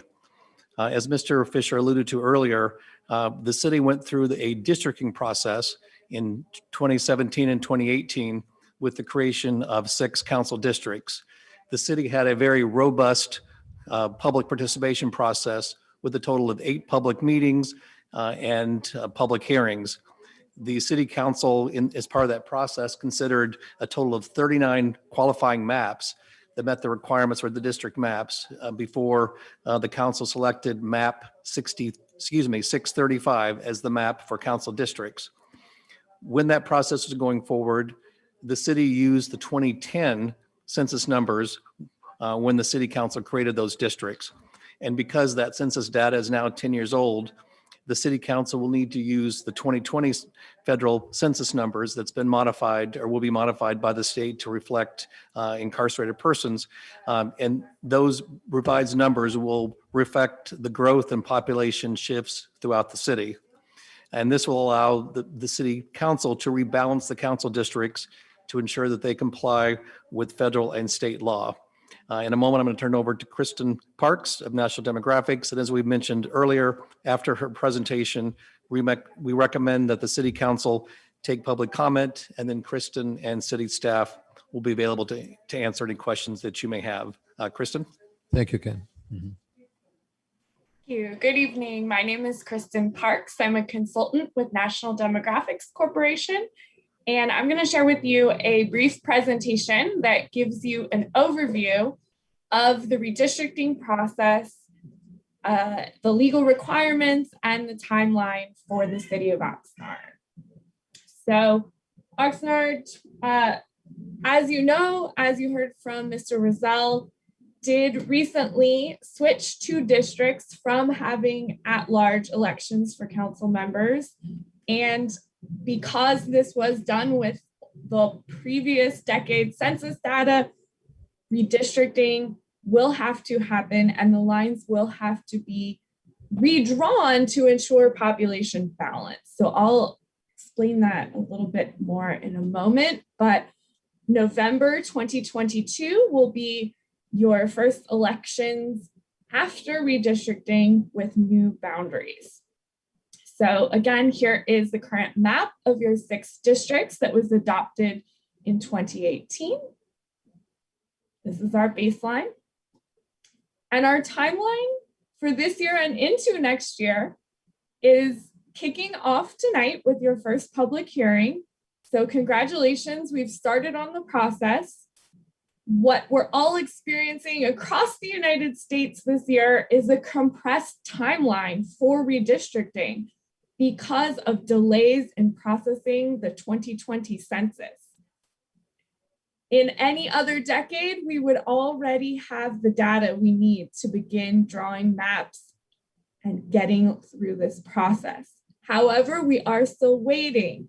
We're getting closer though. We expect that the US Census Bureau will release total population data to the states by mid-August, August 16th or 17th. We are expecting to have that data. Then what happens in the state of California is the state takes their roster of state prisoners and reallocates them back to their last known home address. That takes approximately 4 weeks, maybe up to 6 weeks. So really by the end of September is when we will have that California official redistricting data. Once we have that in hand, NDC will be launching an online mapping tool for Oxnard. This is the same tool that you use to empower the public to draw maps in the districting process. It'll just be the newer version of the tool. I'll talk more about that in a moment. But what you're looking at on this slide is the overview. There's actually now 5 public hearings scheduled for Oxnard. And since they're not here, I'm going to read out the dates for them, though they are also in the staff report and on the website. I believe it's your oxnard.org/redistricting. So the state of California requires 4 public hearings.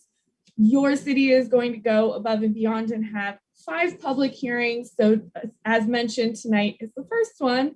Then we have September 30th, December 6th, January 22nd, and February 24th.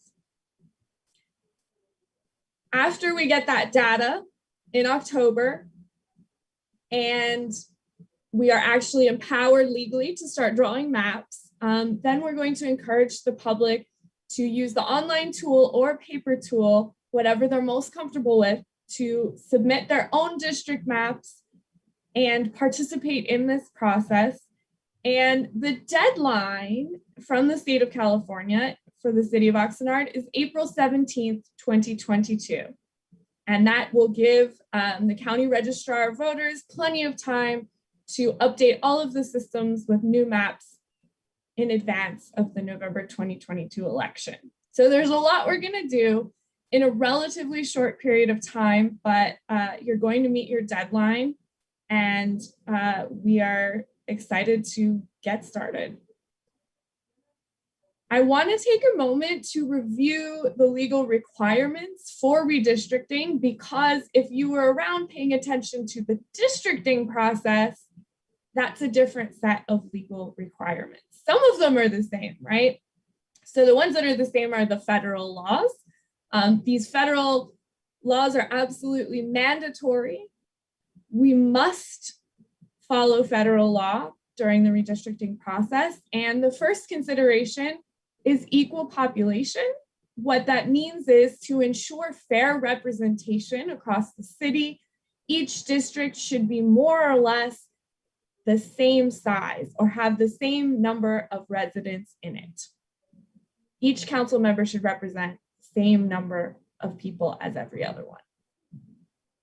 We also have to comply with the Federal Voting Rights Act of 1965. And what that means to us is that we need to be careful to not divide up any protected groups such that their voting power would be diluted. So this is why we'll look at some of the racial and ethnic data. However, under federal law, race cannot be the predominant factor in drawing any district lines.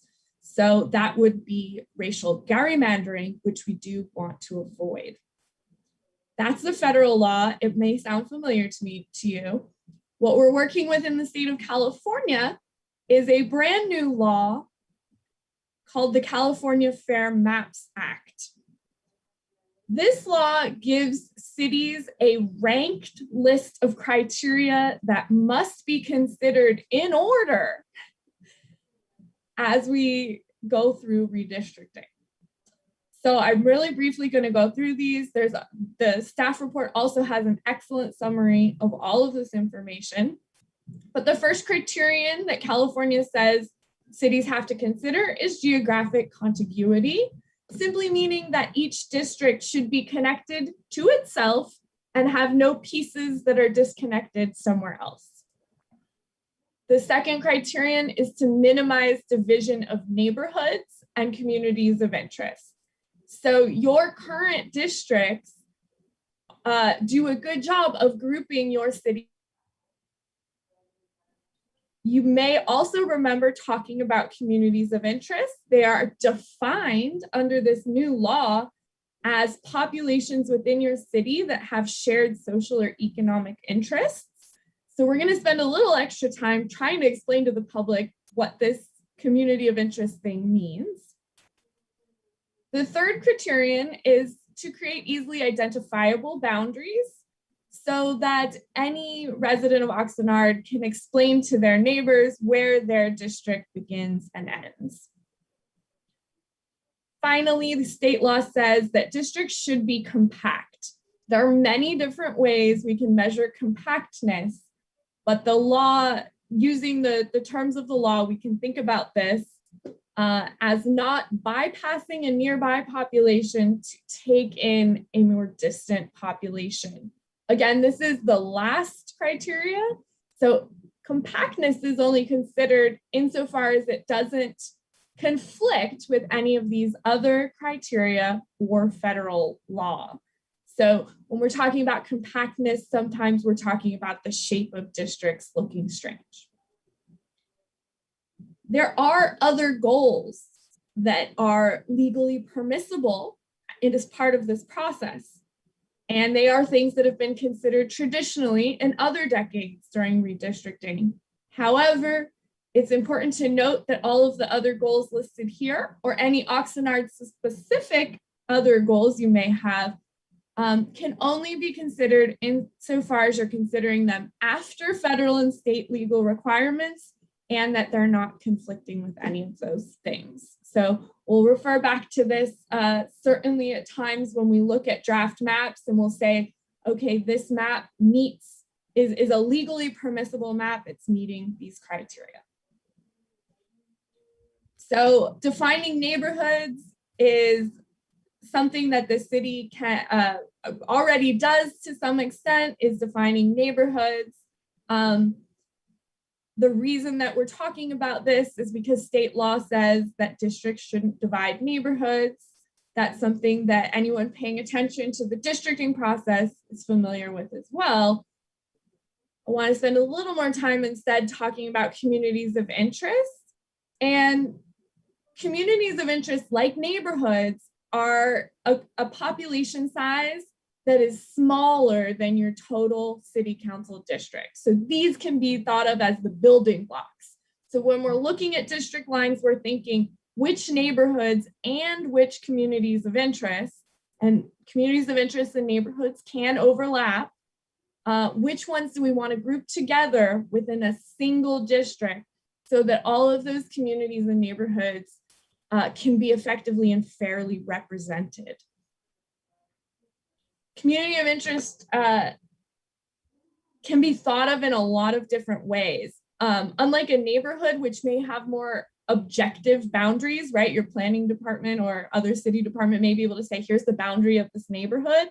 Communities of interest are defined more subjectively by the public, by people saying, you know, here is a group of people within these geographic boundaries that comes together to talk about, for instance, bicycle safety around a given school, or something that, you know, this, I make up lots of random examples, but you can look at shared interests in safety, transit, land use, environmental concerns, common social networks, places of worship, community centers, shared history, cultural identity or languages spoken, similar socioeconomic status, et cetera, et cetera. So this is something we want members of the public to start thinking about now, because you can start thinking about your communities of interest now if you are part of a community that wants to be included within a single district or does not want to be divided.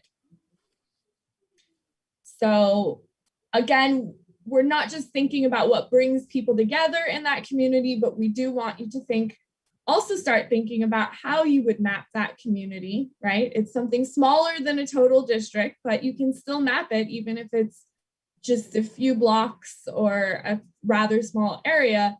You're going to think about the obvious boundaries like highways, roads, the ocean, but also think about areas around landmarks, think about other waterways, hills, anything that is easily identifiable as a boundary.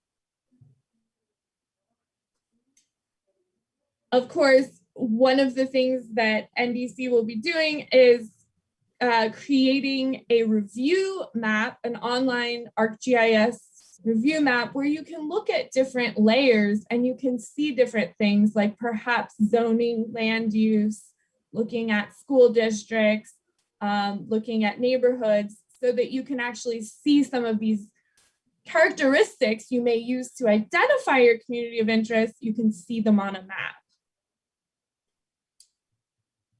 Ultimately, once we have that total population data and California adjusted redistricting data, we will be launching Maptitude Online for Redistricting, which is a very powerful tool that members of the public can use to draw either their own district or all of the 6 districts across the city.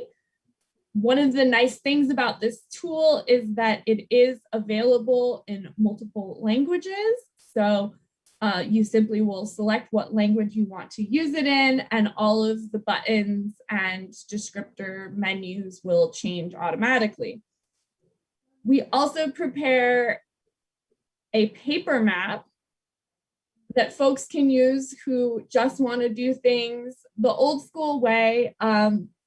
That is encouraged. In fact, if you want to start with a paper map and then try the more advanced online map, that's what I would encourage people to do. We also have an Excel supplement so you can see some of that demographic data, and you can use that side by side with the paper map. So there's lots of options to get the community involved, depending on how much time they want to invest and what their level of technical access or skill is. So at the next public hearing, I expect to be demoing how to use these tools in a little more detail. And that, of course, is lists here the 6 languages for the online. Ya leí, Coco. Ya las respondí yo. Mira. Pardon that disruption. Please continue. We are wrapping up here with just a few questions to leave for the public to think about as they're starting to engage with this process. Although we're still waiting for data, they can already start thinking about the building blocks of their districts, which are their neighborhoods and communities of interest.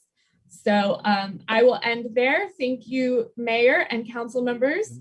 And I look forward to being able to answer any questions you have. I have some questions to the consultant or maybe to Ken. You know, we talked initially about counting the prisoners, number one. You know, so is the prisoners for the district here only, or how do we, or per district, or for the entire city? That's question number one, and then okay. And then the other question, then the other thing that I have is for mapping. So the folks that don't have computers, they can actually have, what type of drawing can they have? How can they participate with that? How do they pick up maps, and how do they do their mapping, number two? And of course, the other part that I think is really, really important is the legal requirements. That's extremely important that people understand that, and we can convey that message to the folks. And of course, you know, the other thing is the translation. Right now, we're translating in Spanish, which is really important. But we have other languages. Do we have to convey in other languages? If right now we have, for example, the predominant language is Spanish. And the last item that I have is contiguous. I know in the past I've seen where some districts are contiguous potentially by 1 point, maybe one maybe a block or so connecting one district to another. Do we have to have a contiguous form like so many miles or so many blocks or so forth? So those are the questions that I have. Okay, Mayor, would you like us to answer them now, or would you like to receive the public testimony, then we can respond to all the Why don't we questions? do that? Yeah. I'm sorry? After we have the public. Okay, very good. And I'm not sure if you have any other council members that might want to ask those questions. Okay, Councilman Perella.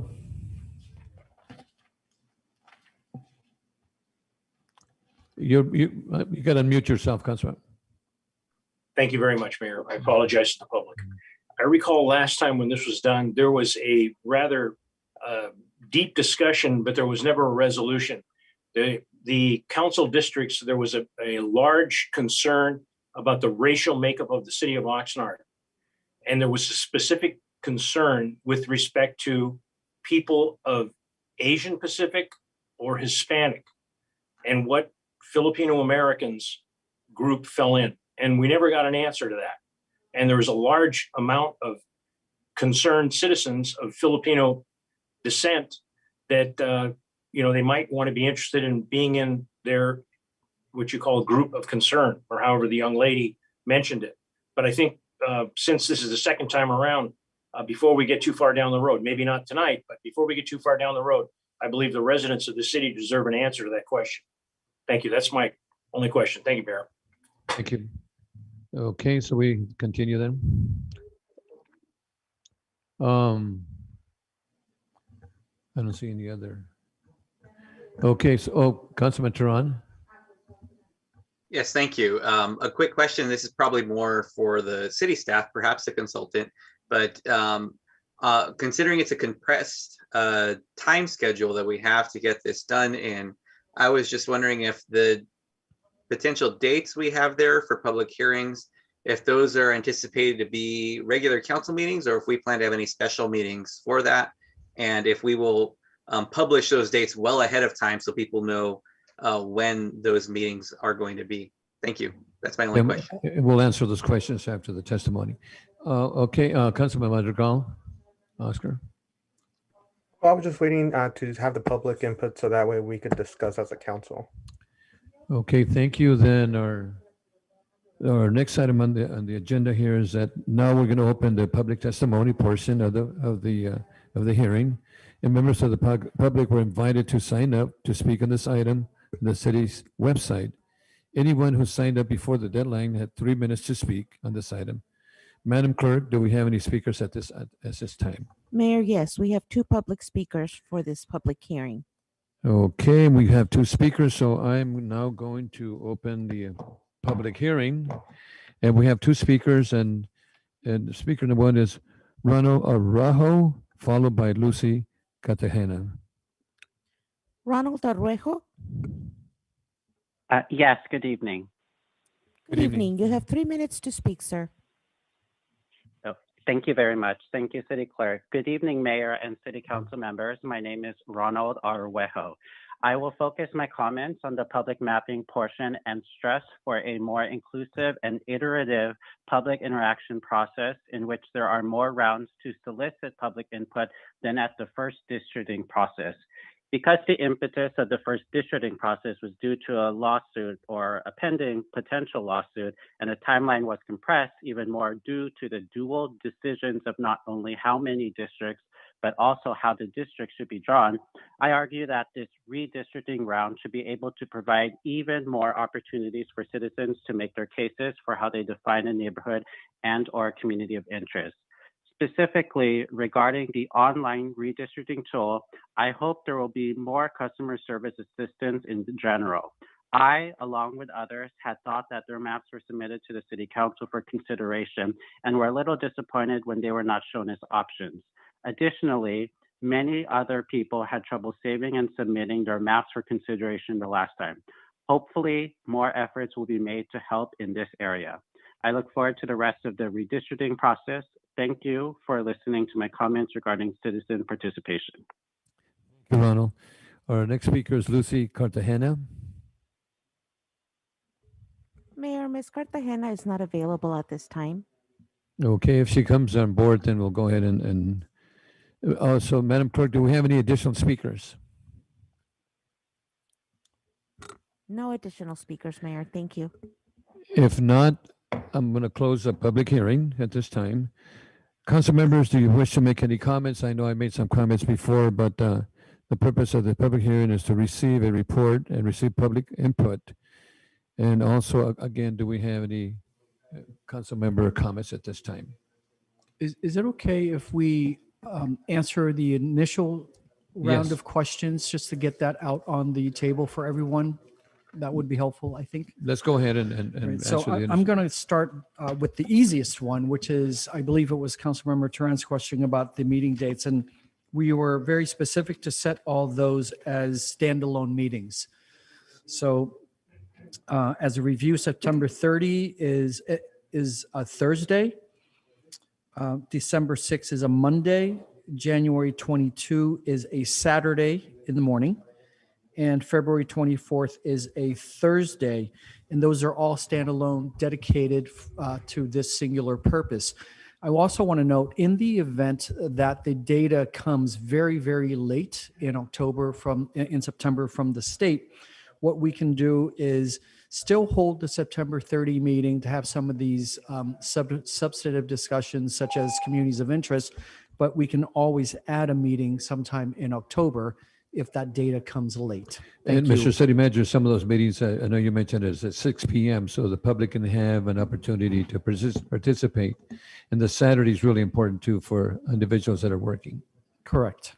And I'll hand it back to Mr. Rozelle to answer the rest of the first round of questions. Before Mr. Rozelle resumes, I just wanted to point out that schedule is not only in the staff report for this item that's posted with this agenda, but it's also posted on the website for the redistricting process. And that again is oxnard.org/redistricting. Okay, go ahead, Ken. Okay, very good. The first question related to the way in which the prisoners are reallocated. If I can ask Ms. Parks to address that issue, please. Sure. So the statewide database is the organization that that is doing this. And what they're doing is two things. First, if you have a prison in your jurisdiction, they're going to zero out that population. Then for every prisoner with a last known home address, they're actually going to reallocate that count for that person back to their home jurisdiction. So in terms of Ventura, you're going to be, or not Ventura, but Ventura County, there may or may not be that significant of changes coming from that, right? But this is required by law that we use that data set. So once we receive that, that will be what we're using officially for all jurisdictions in the state of California, all cities. Are they counted per district or the citywide? Kristen, would they go to a specific address or just a specific jurisdiction? So that would go by district. Okay, thank you. Okay. The next question related to the way in which the maps and other information would be available. As we have discussed, these tools will be available online. And as we did with the districting process, we made physical maps available in the city clerk's office. Individuals could stop by fourth floor across the street and pick up these maps and could draw them. And we did get some physical maps which were submitted. And then we transmitted those to National Demographics, who also did our districting process, and they were put in the electronic format so they could run the calculations to determine the makeup of the various districts. And Ken, is there a time period that they can pick up those maps at the city manager's, city clerk's office? We will be waiting to release that until the data is released, because until the data is released, the drawing of the maps doesn't make sense because we won't have the final numbers. But as Ms. Parks indicated, once that information is released, then we'll be ready to roll out both the online mapping tools as well as the physical maps. I also wanted to indicate that I hear what Mr. Arguello indicated about the mapping process being a little difficult. I will admit, not being computer savvy on some things, I had some difficulty, although others in our office did not have any issues at all. But I have been informed that the software in the last 3 to 4 years has been upgraded substantially, so it is a much more user-friendly interface. So it should be easier, but we're also willing to work with the public to ensure they have access. As Ms. Parks indicated, there's an Excel spreadsheet which gives the data. You can draw the physical maps, and we're ready, willing, and able to work with the public to ensure that every individual in the city who wants to participate will have a chance to do so. And potentially might be able to get volunteers to help out those individuals. That's a potential as well. With COVID, it's a little tougher to know the kind of interaction that could occur. But I think with the physical maps, it makes it easier for the public to have a map, to look at data online, possibly going to the library if they don't have a computer at home, and then draw those maps. So we want to make it clear, we hear the public had issues last time to some degree, and there's some positive improvements. Another issue was raised about what is meant by contiguous. Under the new changes in the law, contiguous has to be more than just a street corner. So it has to be a block or more. It cannot just be one point on a street. I think one other thing, though, is that because of Oxnard's corporate boundaries are jagged, they're not always nice squares like you have in some areas, but they do have to connect. So a district, all parts of a district have to connect by more than just at a four-way stop kind of thing. And that's important too, Ken, because in the past we've had districts, for example, assembly districts and Senate districts, where they have only one little point. And that was considered contiguous at the time, but they have to have a pretty substantial contiguous points for that matter. Absolutely, and National Demographics has drafted hundreds of different maps throughout the state. So they are considered statewide experts. They have testified at a number of trials regarding voting rights issues. So they are very aware of the regulations. As far as providing information in other languages, we are working to ensure that materials are available in Spanish and making sure that these tools are online, just as Ms. Parks indicated. The online tools are available in Spanish and other languages as well to ensure that the public can participate. The issue which Councilmember Perello raised regarding the racial makeup of the city of Oxnard, as part of the process that we went through going over a number of maps with the districting process, we did look at the Filipino community, and it is my understanding that the way that the map that was adopted by council was configured, it ensured that the Filipino community was not divided, but it was located in one council district to ensure that those individuals had a voice in determining who would be their council member. While they did not have a majority in that district, they still had a substantial number. I believe the percentage was about 15%. So they had some ability to have some say in that. Excellent. Excellent. Okay. And we've already gone over the dates with Councilmember Turan. So I believe those are the questions. If there's any other questions, Ms. Parks or I would be happy to respond. Yeah, we have Councilmember Madrigal. Oscar. Thank you, Mayor. Real quickly, I know this process going through it the first time, there is some pros and cons to going into districts, as we've seen. But overall, the first time around, it was in a whirlwind. Quite honestly, we were threatened by a lawsuit. We had X number of days to get things done. And it seemed like everything was done in a hurry. And it was done right around the holidays. So I think the timeline is going to kind of mirror a little bit. So then we had people coming in like right before we approved this. I believe it was March or April of 2018 who were really upset that they had not heard about this. But we did get a lot of maps the first time. I guess unfortunately we didn't get all of them, but we did get a lot. Little shout out to Mr. Stein, who I think single-handedly probably turned in about half of the maps that the city received. But overall, it was a tough process, but something from the first time around that I do fully believe that we should keep is, I remember we had a meeting in South Oxnard. We weren't at the South Oxnard Center, and I believe that one of those public meetings should be at the South Oxnard Center, at least one, if not more. We could do this South Oxnard Center, we could do another one at the PAC, so on and so forth. The key to this is, try to get as many people involved as we possibly can. With that being the case, it's not just the city or the school district, but the heavy one that personally, I think we should focus on all as residents of the city is the Board of Supervisors. We have 3 supervisors, and realistically, we don't have 3. So, we should have pushed heavily on. I know it's unfortunate, but it can't be one district because there's so many people in Oxnard, but we should heavily push for 2 only. But overall, the process was difficult. Looking forward to it.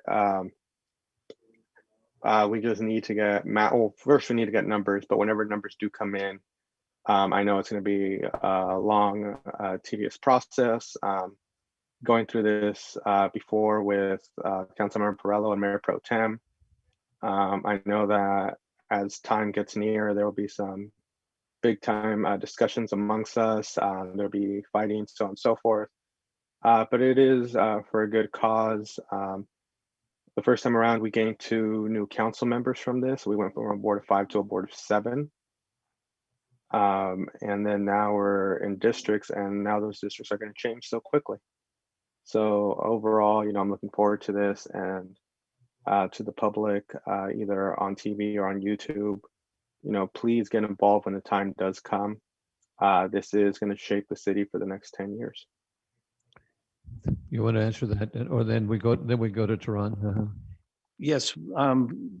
Thank you, Councilmember Madrigal, for your comments.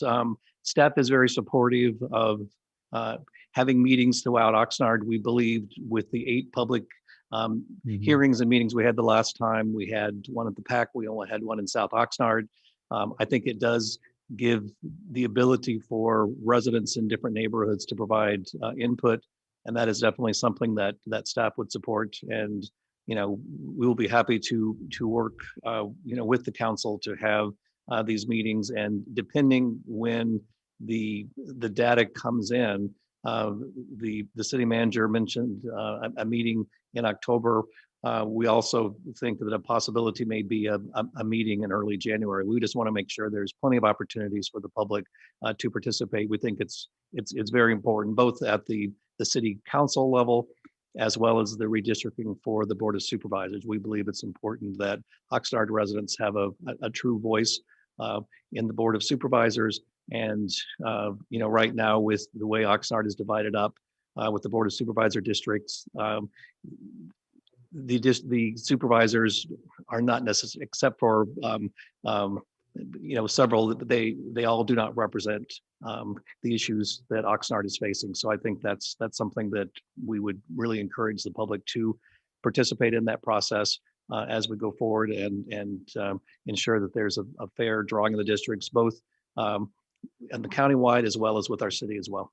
And Ken, I think the council member mentioned that's important that we work with the county, with the redistricting to redistrict, Oxnard, and have 2 supervisors as opposed to 3, because the way it's set up now, it's very, very difficult for one supervisor to really pay attention to Oxnard, So I think looking at it is extremely important, and maybe potentially can end up with 2 supervisors. That is definitely a potential. There has also been a change in the law about the dividing of cities. So while clearly the redistricting for the county happened in 2010, the law was different. But since the last time the county drew their districts, the dividing Oxnard into 3 different districts would not meet the current state of the law. So some changes will need to be made at that level, and we look forward to working with the county for a fair and equitable redistricting of the Board of Supervisors. And that's important because we had a lot of concerns the way it was divided before, which I think is important. Now with the new law, I should say, potentially that'll help us. Yes, absolutely. Thank you. Councilman And Turan? if I may add really quickly, just on that note, that the county redistricting has a deadline of December 15th. So that is coming up very soon. And that is a great opportunity for you to get folks engaged now. Because your city redistricting plan is not hitting a deadline until 2022, April 17th. So these 2 things, likely the same groups of people will show up to participate, and hopefully you get more, because both of these things are happening at relatively same time, but the county is coming first and soon. Good point. Councilman Turan? Yes, thank you, Mayor. A question that I have that I'm looking for some clarification on it. For those involved in the justice system, those who are currently incarcerated, Ms. Parks, I believe I heard you say that if there is a facility within our jurisdiction, the folks who are there, if their last known address was in the city of Oxnard in a specific district, they'd be counted for that district. Is that correct? And what's throwing me off is the facility being located in the jurisdiction. So does that mean we would only count folks who are currently in custody in our county jail, or someone who's in a state facility whose last known address was in the city of Oxnard? They would be counted in these districts as well. This is a great question, and the prisoner reallocation only applies to state prisoners, not to county jail. There's what the census does for a lot of people who are in institutions is they do a group count, right, where they will get the count from that institution. But yeah, the reallocation is only state prisons. Okay, thank you very much. Okay, any additional questions of our city attorney or council members? This is Mr. Mayor, City Manager. seeing none right at this moment, I'd like to make a follow-up statement to reiterate what our council members and Mr. Roselle and you, sir, have stated, which is the distinction that here within the city boundaries, we must conduct this process. And I know there's discussion comparing it to the original districting because it was recent. But I do want to point out that this is different in the sense that we are truly rebalancing the population for the current districts that we have. So in some ways, hopefully, it should be easier than the original round of districting. The other point I want to make, again, is to reiterate that we must do what's in our borders, but we really need to participate in what's happening at the county level. So we need to formulate a plan of how we're going to have all of you, our council members and mayor, as well as our community, participate in that process. I understand that the county will be holding one of their outreach meetings here in our city, which is wonderful. We're coordinating with them to schedule that, but we do need to come up with a plan for fully participating in that process. Again, that's something we need to do. Thank you. And Mr. City Manager, I think, and Ken and Steve, it's important that we have more public input. This is extremely important. I know this is the first public hearing that we've had, but if people listening out there, we need to have a lot of public input, which is extremely important to all of us. Yes. Thank you again. This is just a receive and file. And thank you, council members. So now we're going back to the consent items. And the consent items, let me go back to this. Consent items, we have 7 items, and we have 1 speaker for the consent items, and that would be Christina Zubko for the consent item. Christina Zubko, Zubko. Good evening, Christina Zupko. Yes, I'm here. Thank you, and thank you for your patience. Mhm. You have 3 minutes to speak. All right. Thank you, dear Honorable Mayor, City Council members. I am here tonight on behalf of Friends of Ormond Beach to address agenda item number K6, Encampment Response Project. Tonight, Mr. Ramirez is going to ask you to postpone the eviction of the homeless on the Halico slag pile until November. We take issue with this date because it does not take into consideration the unique dangers of a Superfund site. It also neglects to address the environmental impact delaying has on the environment, and it delays the safe public use of Ormond Beach, of the Ormond Beach area. Since 2017, the city of Oxnard has been dealing with a large homeless population on the Halico Superfund slag site and the adjoining slag pile. Copper, barium, beryllium, and ammonia are present at this site, as well as thorium, which is found to be 20 to 100 times higher than normal background levels. Oxnard's deep commitment to the Housing First model has needlessly exposed people to hazardous substances, pollutants, and contaminants. It has also contributed to the expansion of this encampment site. According to a 2020 report called Housing First and Homelessness, the Rhetoric and the Reality, published by the Manhattan Institute, California's increased investment in permanent supportive housing has led to increased homelessness. Mr. Ramirez claims that there are approximately 70 homeless individuals on this slag pile, yet a credible source puts the number closer to 200. Pictures taken in the last 6 months document how this encampment has grown in size. At the center of this encampment is a 2-story tent. A generator and a car have also been spotted on site. The city even turned on a fire hydrant for the homeless to use at the taxpayers' expense. Some of the homeless have begun to span out into the dunes, which puts Ormond's endangered bird species at risk. It also makes Ormond Beach unsafe for public use. While walking on Ormond Beach one day, I observed a homeless woman taking off her clothes on the shoreline near children, all the while howling curses at the wind. When she saw me, she charged me, and I had to run for my life.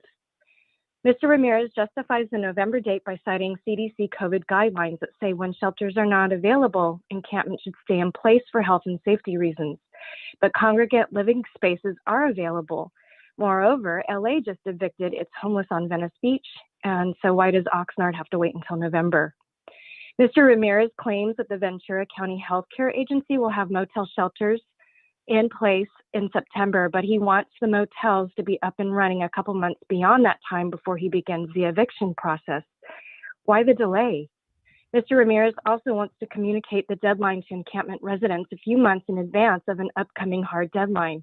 Has not the city been communicating with the homeless all along they may not shelter next to a Superfund site? Mr. Ramirez also justifies the November timeline by claiming that it works better for the endangered nesting birds.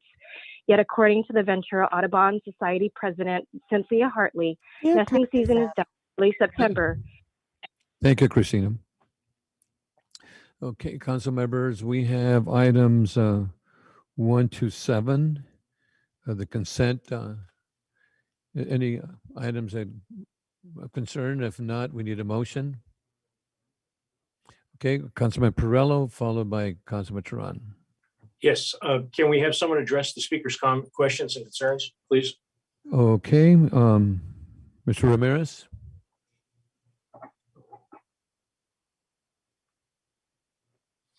Good evening, Mayor and Council. I'm Mr. Ramirez. Excuse me, Mr. Ramirez. I want to say, for the record, sometimes you're painted as a bad guy. I think you're doing a hell of a job, but I am interested in what you have to say on this matter. Thank you. Thank you, sir. So Emilio Ramirez, Housing Director. Thank you for the opportunity to speak. There was a variety of different questions, and I'm not sure that I'm going to be able to capture them all. The plan right now is a comprehensive response to the encampment that is at Halico. We have been going and doing outreach almost on a weekly basis for not quite a year, but about 11 months. And we feel like we have an understanding of who is there now. We did present the proposed action item to the County Board of Supervisors, and they took initial approval of the item on Tuesday of this week, and they will consider the item going forward.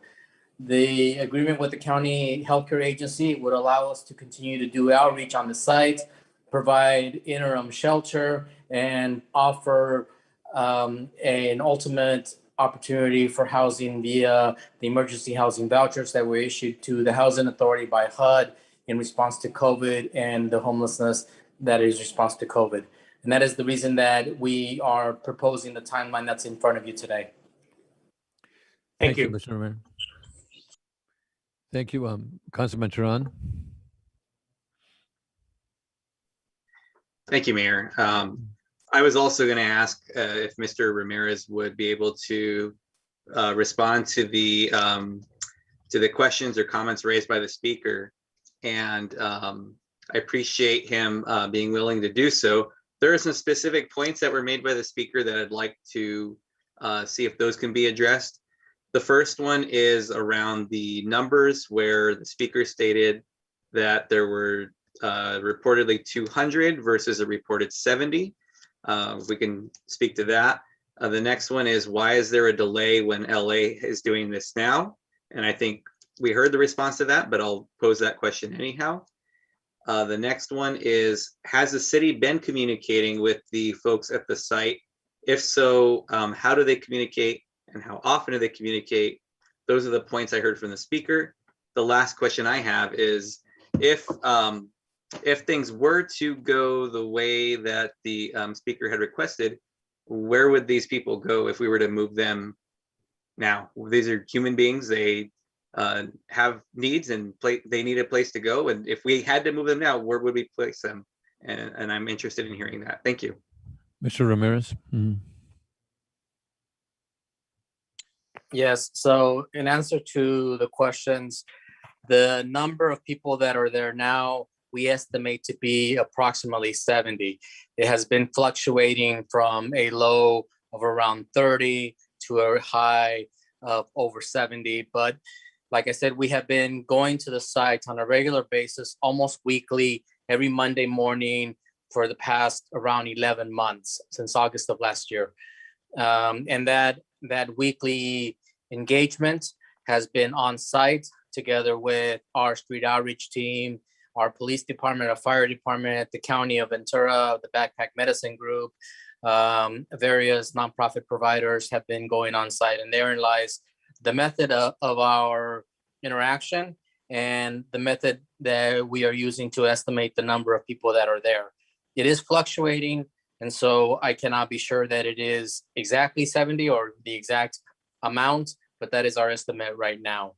And that is the method of interaction and the frequency of such an interaction. Relative to LA, yes, the LA and the Venice Beach has gotten essentially to this point, but they have taken a similar route, not entirely, because their action is I think more enforcement based than service based, and our effort is to be able to provide service to the population. In terms of where they would go, that is part of the intent of engaging with the County of Ventura Healthcare Agency.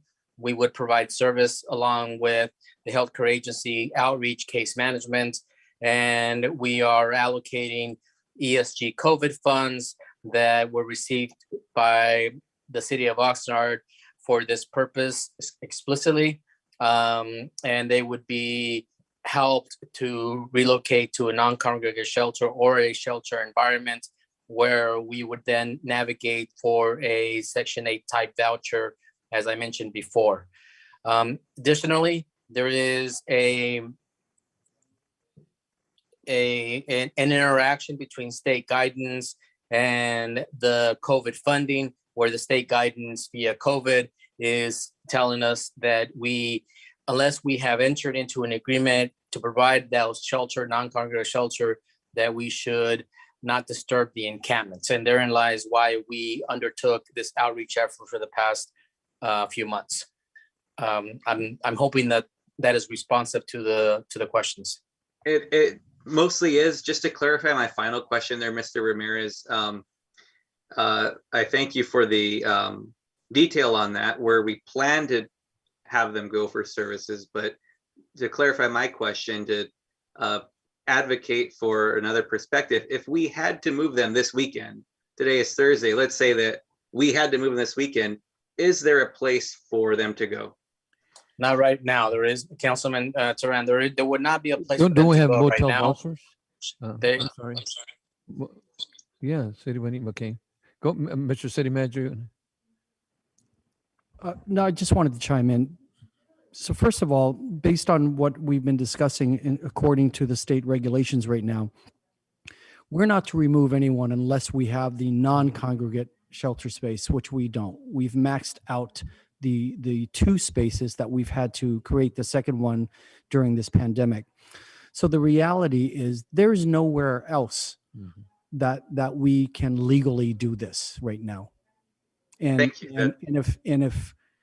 And if we were to do what they've done south of us, the folks could end up anywhere in our city or in a neighboring city. Thank you. Thank you. That answers my question. Thank you, Mr. Ramirez, and thank you, City Manager. Those are my questions, Mayor. Thank you, Mayor Pro Tem.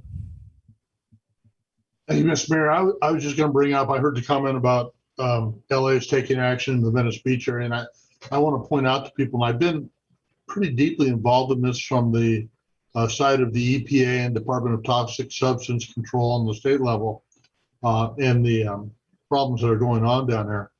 And Venice Beach is public property and under the control of the city of Los Angeles. And I know the county of Los Angeles is doing things, but with the Halico property and the slag heap, there are 2 different ownership groups. And the front parcel, the Halico plant, is owned by one family, and the back 4 parcels are owned by an investment group. And I will just suffice it to say that neither group has been overly cooperative with the city or with the EPA in trying to resolve issues down there. So, but it adds a different dynamic to it in how we deal with issues on the property, since it's private property versus public property. And there's a whole different set of rules and regulations and dynamics that we have to deal with that we wouldn't deal with if it were purely public property. So, and I appreciate the speaker's concerns. We're vastly aware of what's going on down there. But it is a very challenging situation at best to try and deal with it on multiple levels. So I just wanted to add those comments. Thank you, Mr. Mayor. And Mr. City Manager and Emilio, I just want to thank you because I know that the county and the city are really working into these issues and actually partnering, which I think is really important. So thank you, Emilio, for that. And council members, we have items 1 to 7 consent items. Do we have a motion? move the recommended action. Okay, first by Mayor Pro Tem, Second. second by Madrigal. Roll call. Mayor Pro Tem McDonald, Aye. Councilmember Perrello, Yes.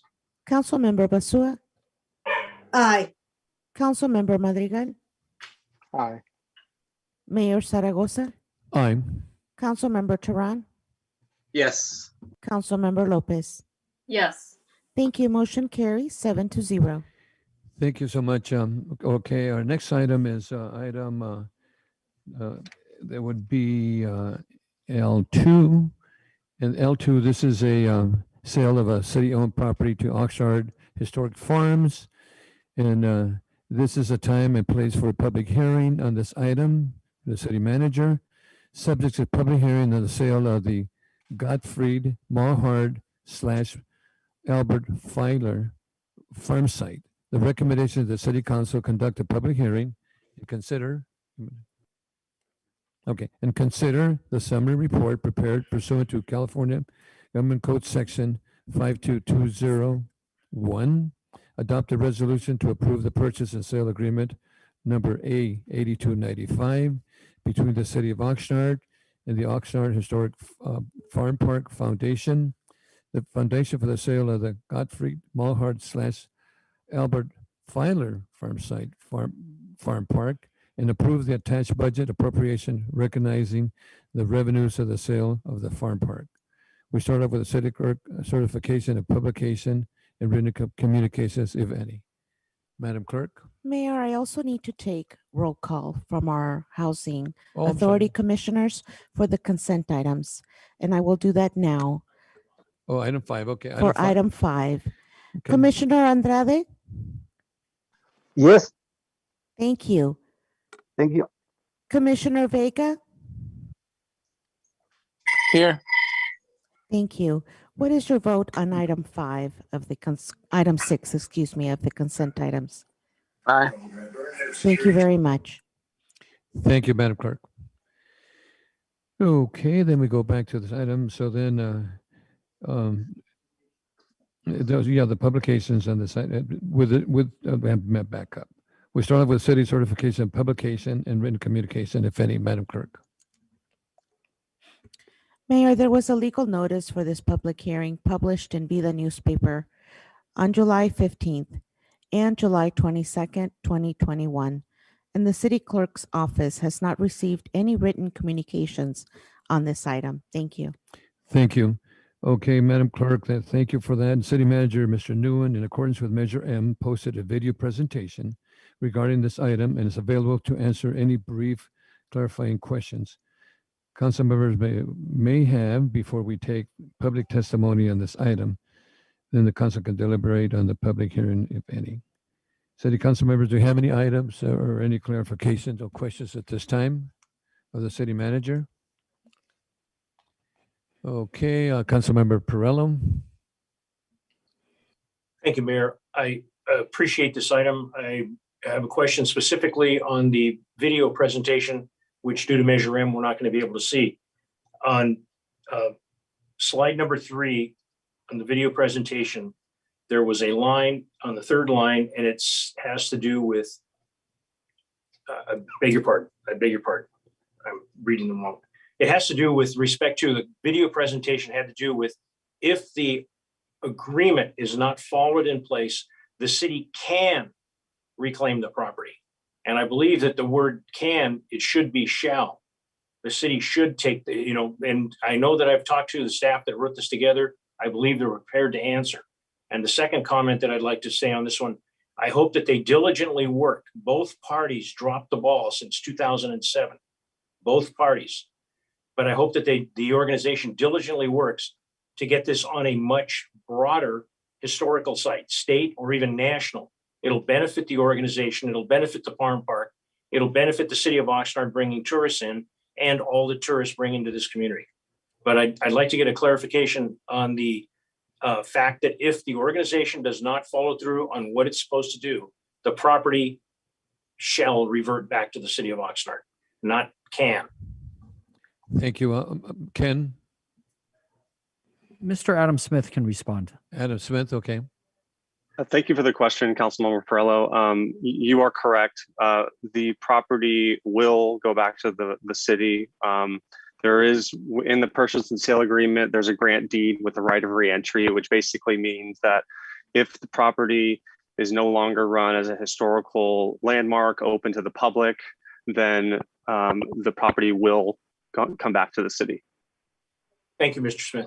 Okay, thank you. Okay, so we have, I'm now going to open the public testimony portion of this public hearing, and members of the public were invited to sign up to speak on this item through the city website. Anyone that signed up before the deadline has 3 minutes to speak on this item. Madam Clerk, do we have any speakers on this item? Mayor Zaragoza, we do not have any public speakers So for we this don't- public hearing. Thank you. So we don't have any public speakers. So I'm closing the public testimony. And at this time, if we don't have any additional concerns, I'd like to entertain a motion. So moved. So, okay, move approval by Councilman Perello, Second. second by Councilman Madrigal. Roll call.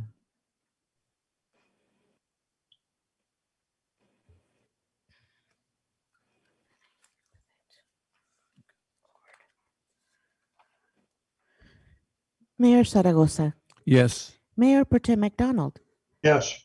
Councilmember Perello, Yes. Councilmember Lopez, Yes. Councilmember Madrigal, Aye.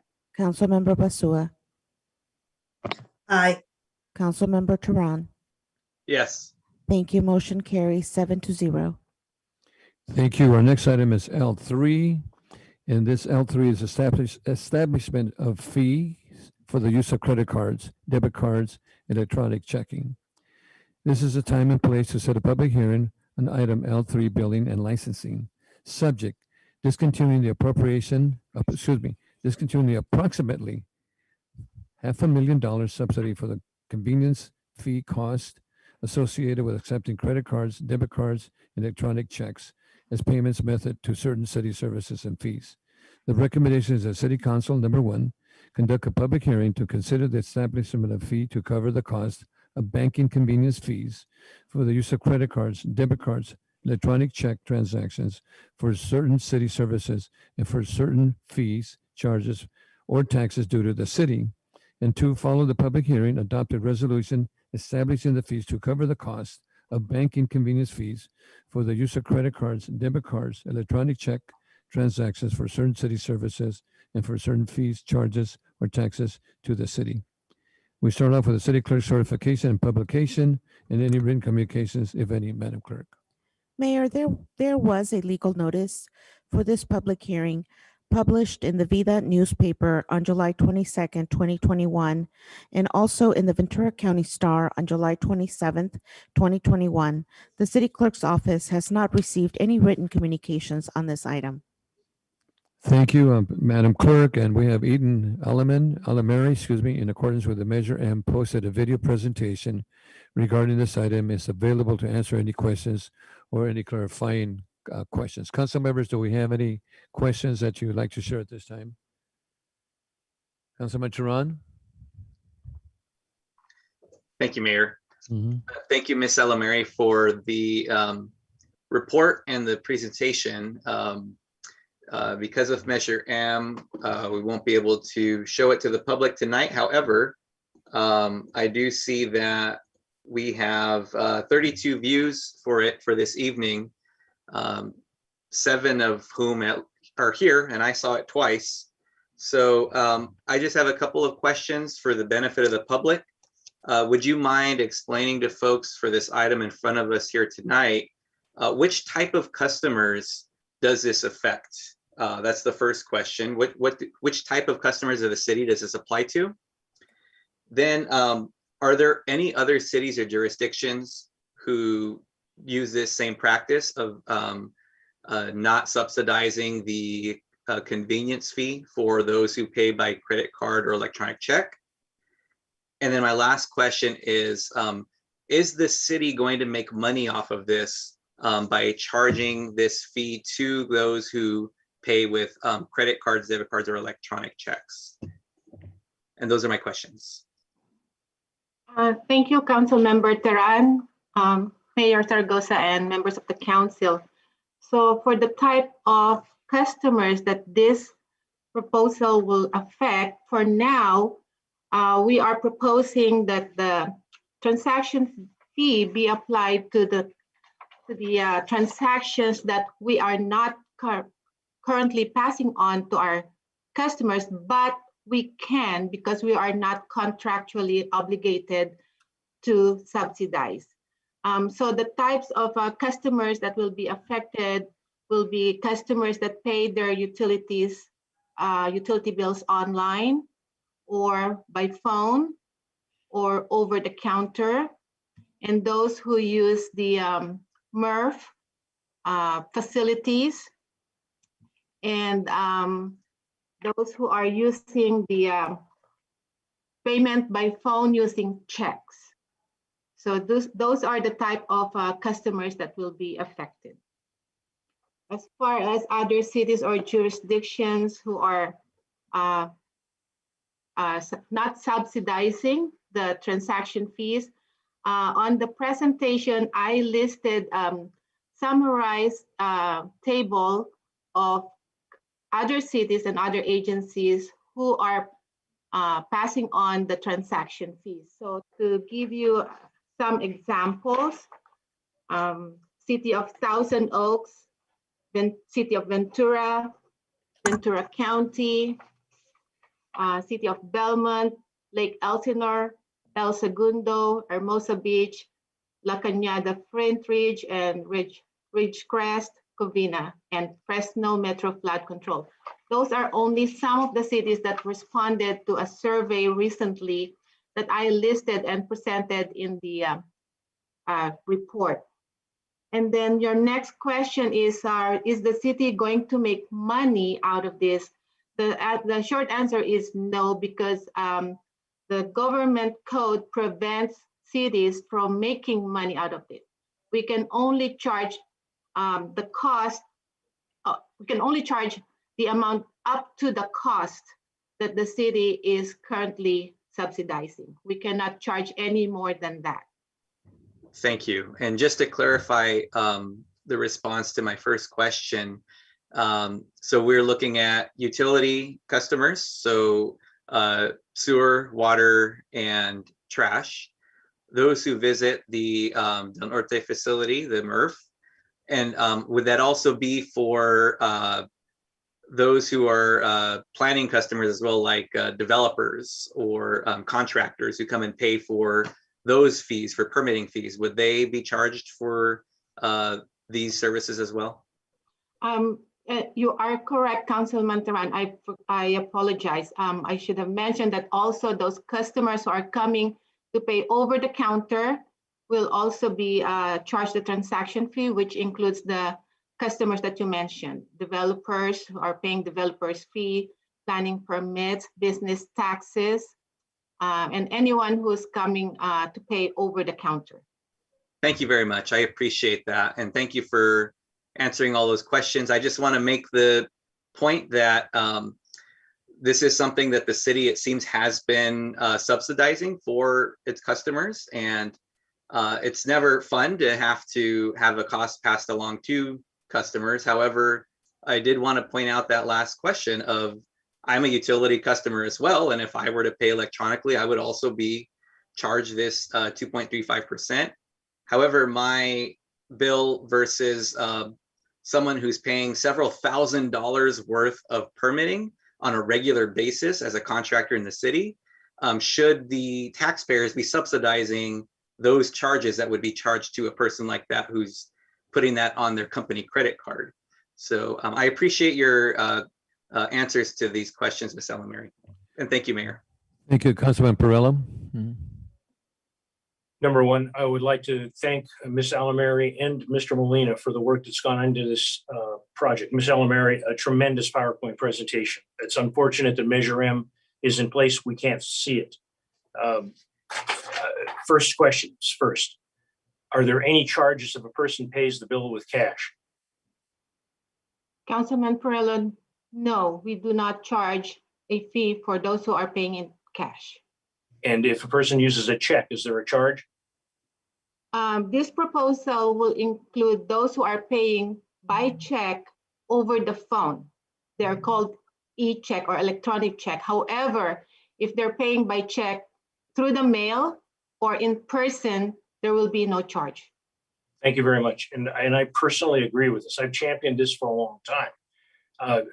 I know of people that pay their large bills with credit cards that allow them to generate tremendous amounts of mileage, free airplane travel. And that type of stuff is being shouldered by the residents in Oxnard without the opportunity to say yay or nay. It's up to the council to make that decision. Do we want to say that? Over the last, and because the presentation is not available for the public to see right now, over the last 3 years, we've spent 2018, $493,000, 2019, $535,000, 2020, $521,000. And the amount of credit card payments over those 3 years relates to this. In 2018, there were 120,000 credit card charges. 2019, 193 credit card charges. 2020, 185 credit card charges. There is a time when there is a famous line, there's no free lunches. I have been able to take advantage of paying with a credit card and not getting a charge. And, I'm doing that. If I'm going to pay with a credit card, I should be like everyone else. I have to pay the freight and I shouldn't ride on somebody else's shoulders. Again, I want to thank you, Ms. Olmeri. A tremendous accomplishment for this item. I hope the council approves it, but your presentation and the detail in here, long overdue and greatly appreciated by this council member. Thank you. I support this 100%. Thank you, Councilman Madrigal. Thank you very much. I know that this has been a long time coming. This was one of the first things that was brought up when I joined the city council over 4.5 years ago now.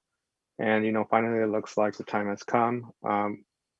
Originally, and I'll be honest, I was very hesitant about this from the start.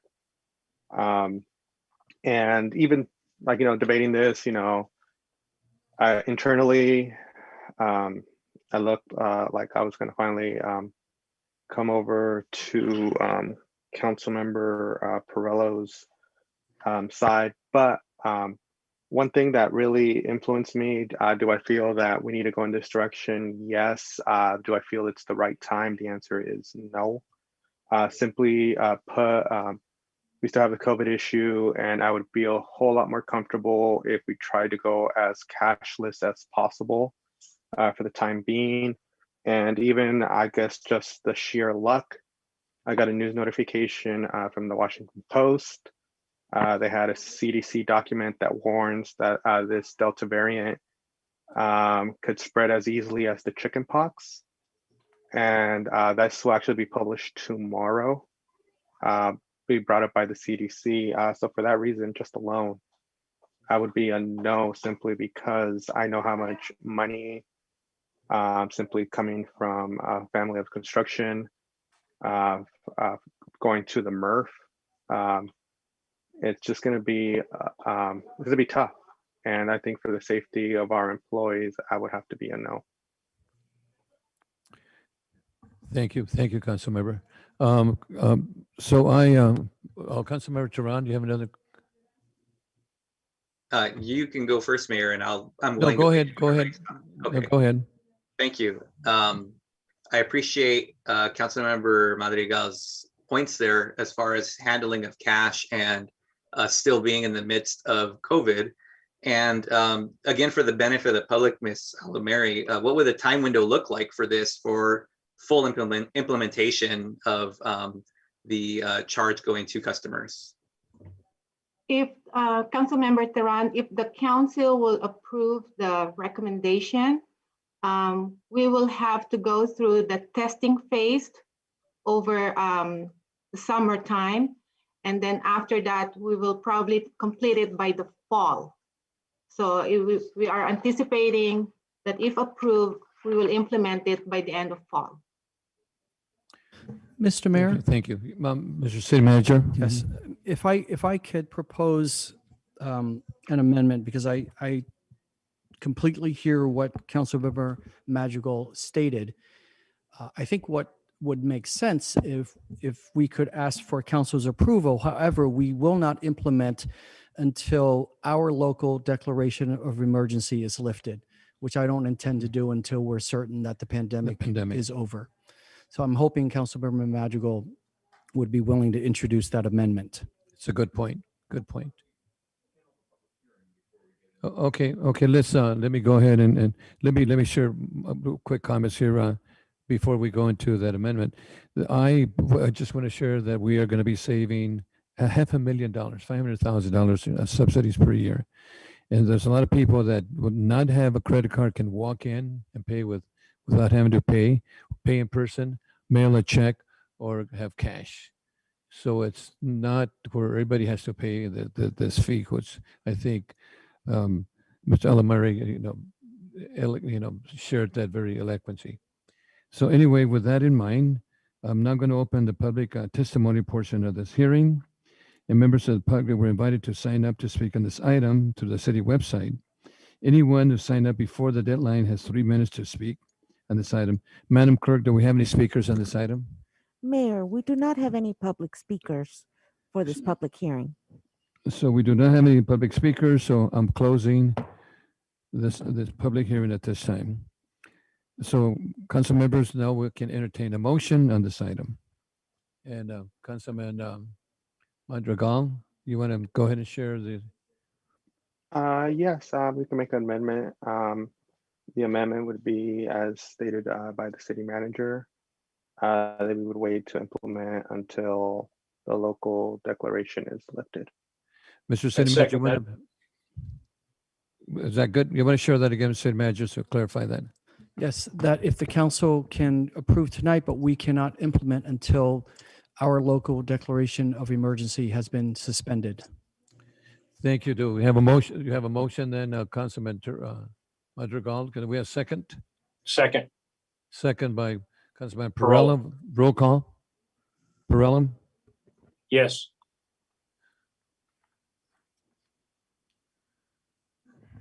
Councilmember Basua. Aye. Councilmember Madrigal. Aye. Mayor Pro Tem McDonald.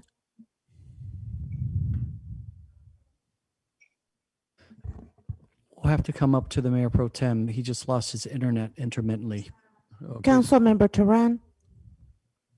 Yes, and I'd like to thank Councilmember Madrigal for bringing up that important point, and the city manager for seeking solution on that as well. Thank you both. Councilmember Lopez. Yes. Councilmember Perrello. Yes, and I do think it's a good compromise. Yes. Thank you. Motion passes 6-0. Okay. Okay, our next item is, this is a report M1, Community Development Department. This is a Mahart Ranch South Temporary Water Connection Agreement. And the recommendation is that the City Council approve and authorize the city manager to execute an attached agreement to provide a single water connection to the Mahart Ranch South parcel near the northeast corner of Rose Avenue and Camino del Sol for a limited duration. And then, of course, this is did not originate in committee. So council members, again, that was a Measure M pre-recorded item presentation on this item. Any items, any concerns on this item? Mr. Mayor, may I make an announcement on this item? Okay. Hi, this is Mayor Pro Tem City Council. This is Jeff Pengelly, Assistant City Manager, Assistant Community Development Director. Sorry, didn't mean to give myself a promotion there. Someday, Jeff, someday. Yeah, someday. Shooting for the stars. The council has been provided with an updated and final draft of the proposed agreement with no substantive changes, and a copy of that agreement is available for public review. The changes, I can go through them if you like. They're in the recital section, and the exhibits were added. Council members, you want to hear the?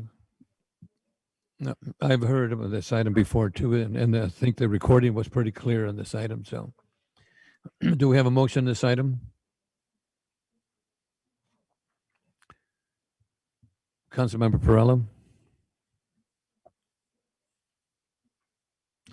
You're muted, Councilmember Perrello. I'm sorry. Thank you, Mayor. I apologize to the council and the community. I make a motion to support this with a change.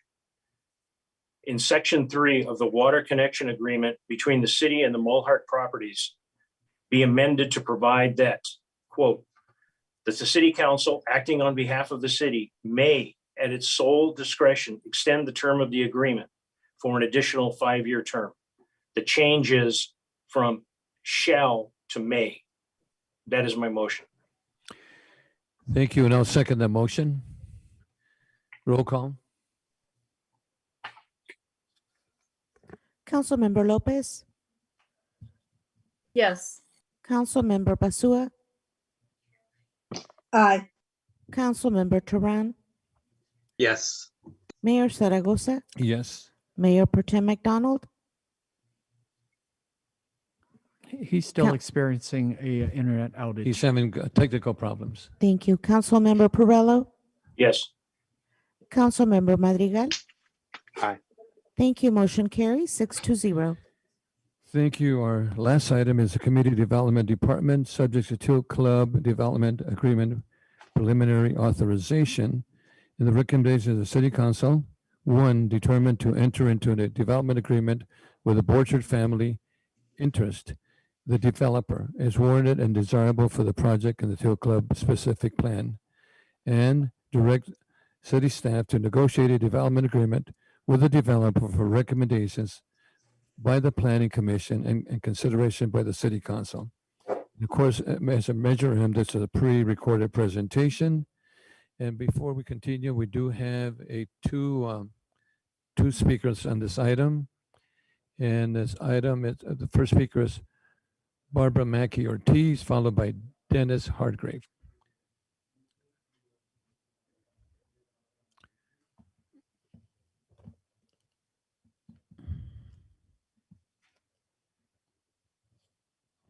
Barbara Mackey Ortiz.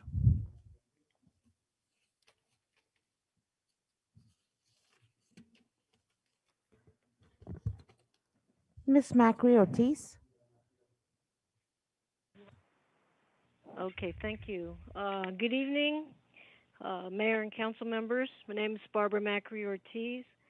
I'd like to speak in support of the proposal or idea, I guess you could say, to require the developer to do an in lieu fee for farm worker housing instead of looking for land in some other community or farmland in another community or area.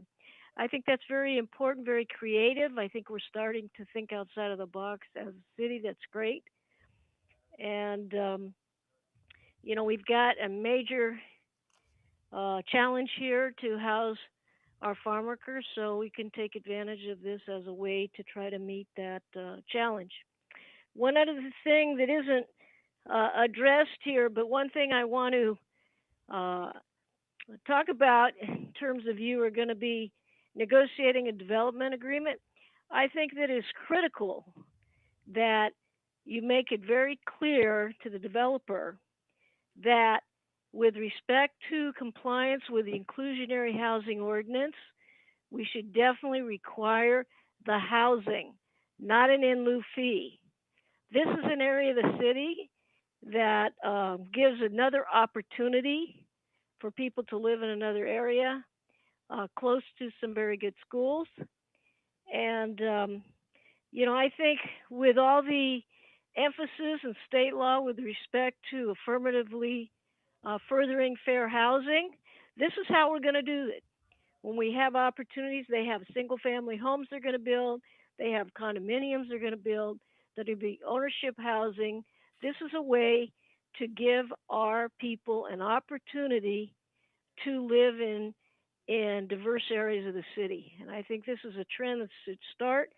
I imagine this will be a topic within the development agreement. So I would urge you to instruct your negotiators to make that clear to the developer that what we want here is affordable housing, that people can move into. We're talking about ownership housing. There's very little opportunity for that. And this is an opportunity for our housing department and their single family, their down payment assistance to work hand in hand to get some opportunity for residents of Oxnard to be able to move into ownership housing. So I would also ask you to give your marching orders on that regard as well. Thank you very much and have a good evening. And I'm shocked that we are doing this Barbara. so early in the night. Thank you. Bye-bye. Okay, our next speaker is Dennis Hargrave. Dennis Hargrave.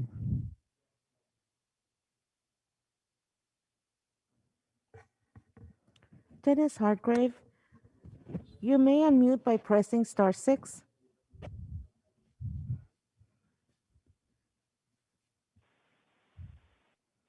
Good Mr. evening. This Hargrave? is Dennis Hargrave. Yes, Thank you. You have 3 minutes to speak. thank you. Good evening, Mr. Mayor and City Council and staff. I'm Dennis Hargrave, representing the Borchard family interests on the Teal Club specific plan project. As you know, we've worked for almost a decade on this project, but more specifically, since the resolution of the semi-unrelated issues with the Oxnard School District, we've been working very closely with staff for 3 years to craft what we think is an exceptional project for the Teal Club site.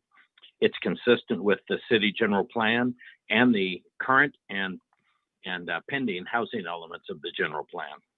This development agreement step will allow us to formalize the public benefits and housing opportunities the project will bring to the city.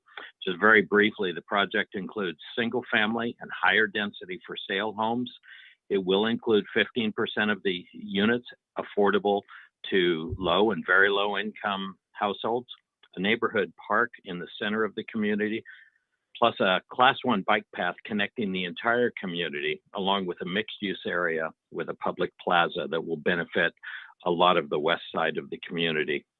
This infill and long-anticipated plan will create a new community on transit lines to employment centers, both north and south of the site along Ventura Road, and it will be only a little more than 1 mile from City Hall.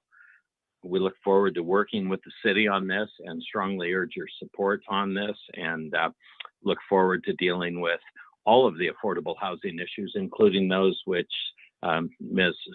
Macri-Ortiz raised tonight. And we've worked with her in the past, and we've worked closely with your staff as well. I'm here for any questions you may have and look forward to being back to you soon. Thank you, Mr. Hargrave. So we have Councilmember Perello, and then we have Ashley. You want to share some information first, Ashley? Yes, please, if I may, Mayor. Go ahead. Just to make it clear what's actually before the council this evening, it is not the specific plan which Mr. Hargrave just went into some detail on. It's not the land uses within that plan or any of those design elements. Council discussions concerning all of those elements will come at a later date after the environmental document is out, after the Planning Commission has made their recommendation, then it will come to you to talk about those things. The item before you tonight is simply for you to determine if a development agreement is warranted, and if it is, that you direct staff to go negotiate that development agreement.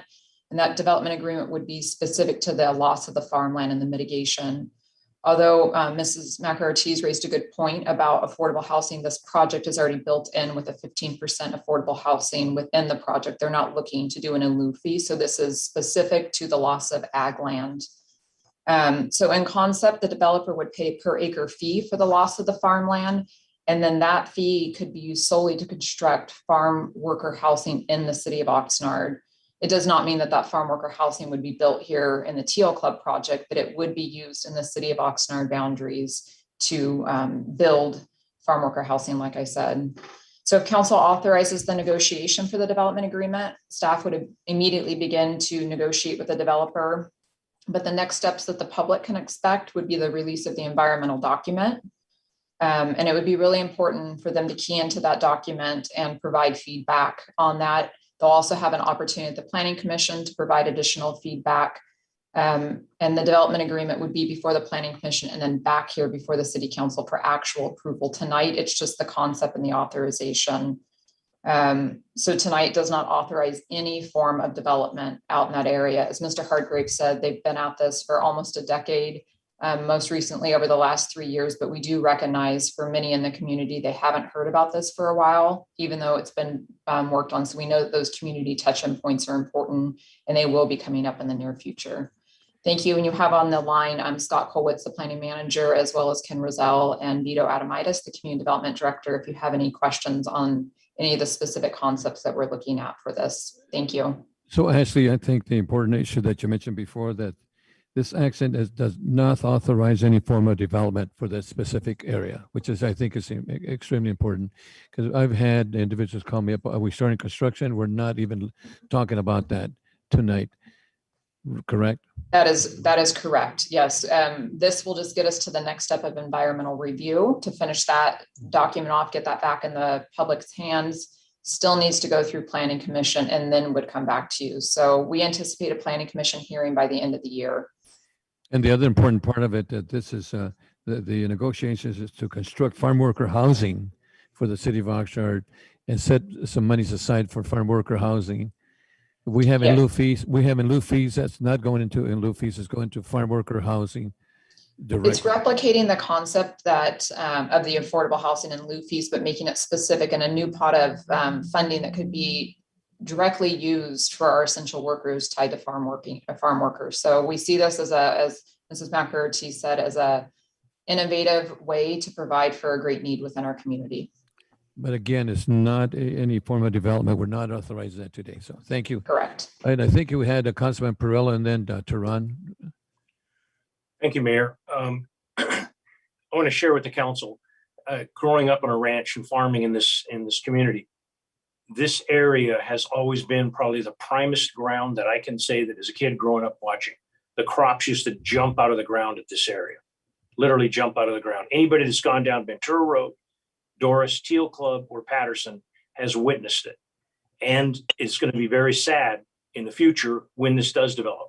But when the city surrounds a property, it's very difficult often to farm it in a manner of agricultural production. The issue that's come up because of the high quality of this ground, there's sort of to be some accommodation for the taking out of this prime ground out of the production. And the action and thinking out of the box. This is the big time thinking out of the box. Barbara Ortiz mentioned it, but our staff has come up with this thing about the farm worker to put into a pool to be used for farm workers. It is not designated. It's going to be farm worker housing there, but it sounds like an excellent idea. I'd like to suggest something on this. Since the city of Oxnard provides most of the farm workers for the entire county, I hope that if this goes forward, any funds that are generated to help farm workers that work in Oxnard or the surrounding immediate area of Oxnard. It's getting to be tiresome that the city of Oxnard provides housing for all the other agricultural, other businesses, construction for people that can't afford to live, and they pack it into Oxnard because that's the way it's always been. Oxnard is moving forward, and I hope that we protect our residents. I would support this as much as I don't want to see the farmland go. It's when they built the homes and the subdivisions, when the school bought the property and the school decided to locate at Doris and Patterson, the die's been cast. That's my comments. And then we're also talking about essential workers. You know, farm workers are essential workers that the ag industry here in Ventura County is at about a $2.4 billion operation. So very, very important. Absolutely. I eat 3 times a day and sometimes more. I eat 3 times a day and somebody Exactly prepares that food out of the ground to put it on so I can buy it. Exactly right. Thank you, Councilman Tehran. Yes, thank you, Mayor. And thank you for bringing this forward. And thank you to the speakers who called in for tonight. I just want to appreciate all of the work that's been put into this by staff and those representing the property owners. And I have a couple of requests, I guess, from it.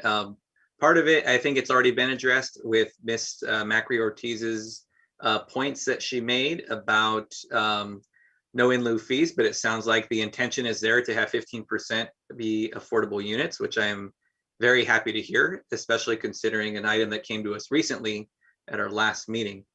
That being said, I'm hoping that because this has been some time and I live in the neighborhood adjacent to it, I'm just hoping that as time goes on here that there's a friendly reminder to do a revisit meeting with the adjacent neighborhoods, Cabrillo, Fremont North, Fremont South neighborhood councils, to update them on where things are as they progress with the developer, if this moves past council to do the recommended action tonight. And just so that they're brought up to speed in the loop and understand what's going on and what the next steps are for this. And the last question I have is in regards to the airport adjacent to the property to the south.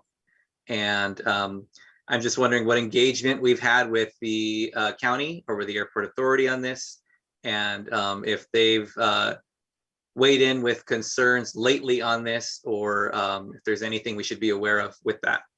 And those are my comments and questions. And council member, I had the same thoughts you had, but that's coming up with the planning commission, and we're not even talking about that right now. We just say, right now, there's no development for this property being discussed right now. It's just a matter of negotiating with them for the farm worker. But those are good points for the future. Understood, Mayor. Thank you. Thank you, sir. Mayor Pro Tem. Mayor Pro Tem, you're muted. Well, I think we're still having tech problems. We see him, but it looks frozen momentarily. Okay, so Mayor Pro Tem, your signal is not coming through. Yeah. Okay, how about now? We can hear you. We Go can ahead. hear you now. Okay, I apologize. My internet has crashed and burned, and now it looks like mine is getting ready to crash and burn. And I closed the presentation. I have to be candid tonight with this item, and I was around in 2011, I think, when we heard, and at the time, not all the property owners were on the same page in terms of a development or anything else. And they didn't want to piecemeal it. Mayor Pro Tem, it's completely garbled. Okay. So you're just gonna have to do it. I don't have reliable internet right now, and I keep shutting it out. Mr. Mayor Pro Tem, your audio is cutting out, and we can't hear a complete sentence. That's what I just said. My audio is gone. My internet's gone. I'm not going to be much help. Okay, good night. You're not going to like me anyway, because I'm having trouble supporting this tonight. So I'll leave it at that. You support it. Okay. Councilman Teran, do you have any additional comments before we ask for a motion? No, my apologies. I didn't lower my hand. Okay, so do we have a motion on this item? So moved. I'll second. Okay, first by Madrigal and second by Teran. Roll call. Councilmember Perrello, Yes. Mayor Pro Tem McDonald, Oh, What is it? I heard a I said no. no. Okay, we thank can you. hear you. Councilmember Madrigal, Aye. Councilmember Basua, Aye. Mayor Zaragoza, Aye. Councilmember Lopez, Yes. Councilmember Teran. Yes. Thank you. Motion carries 6-1. Thank you. And that's okay. So that's the last item on the agenda, and we are adjourned. Thank you. And just Till as September. just a reminder, this is our final meeting of this legislative calendar, and we look forward to reconvening everyone in September. Thank you very much. Be safe and have a good summer. Thank you. Good night, everybody.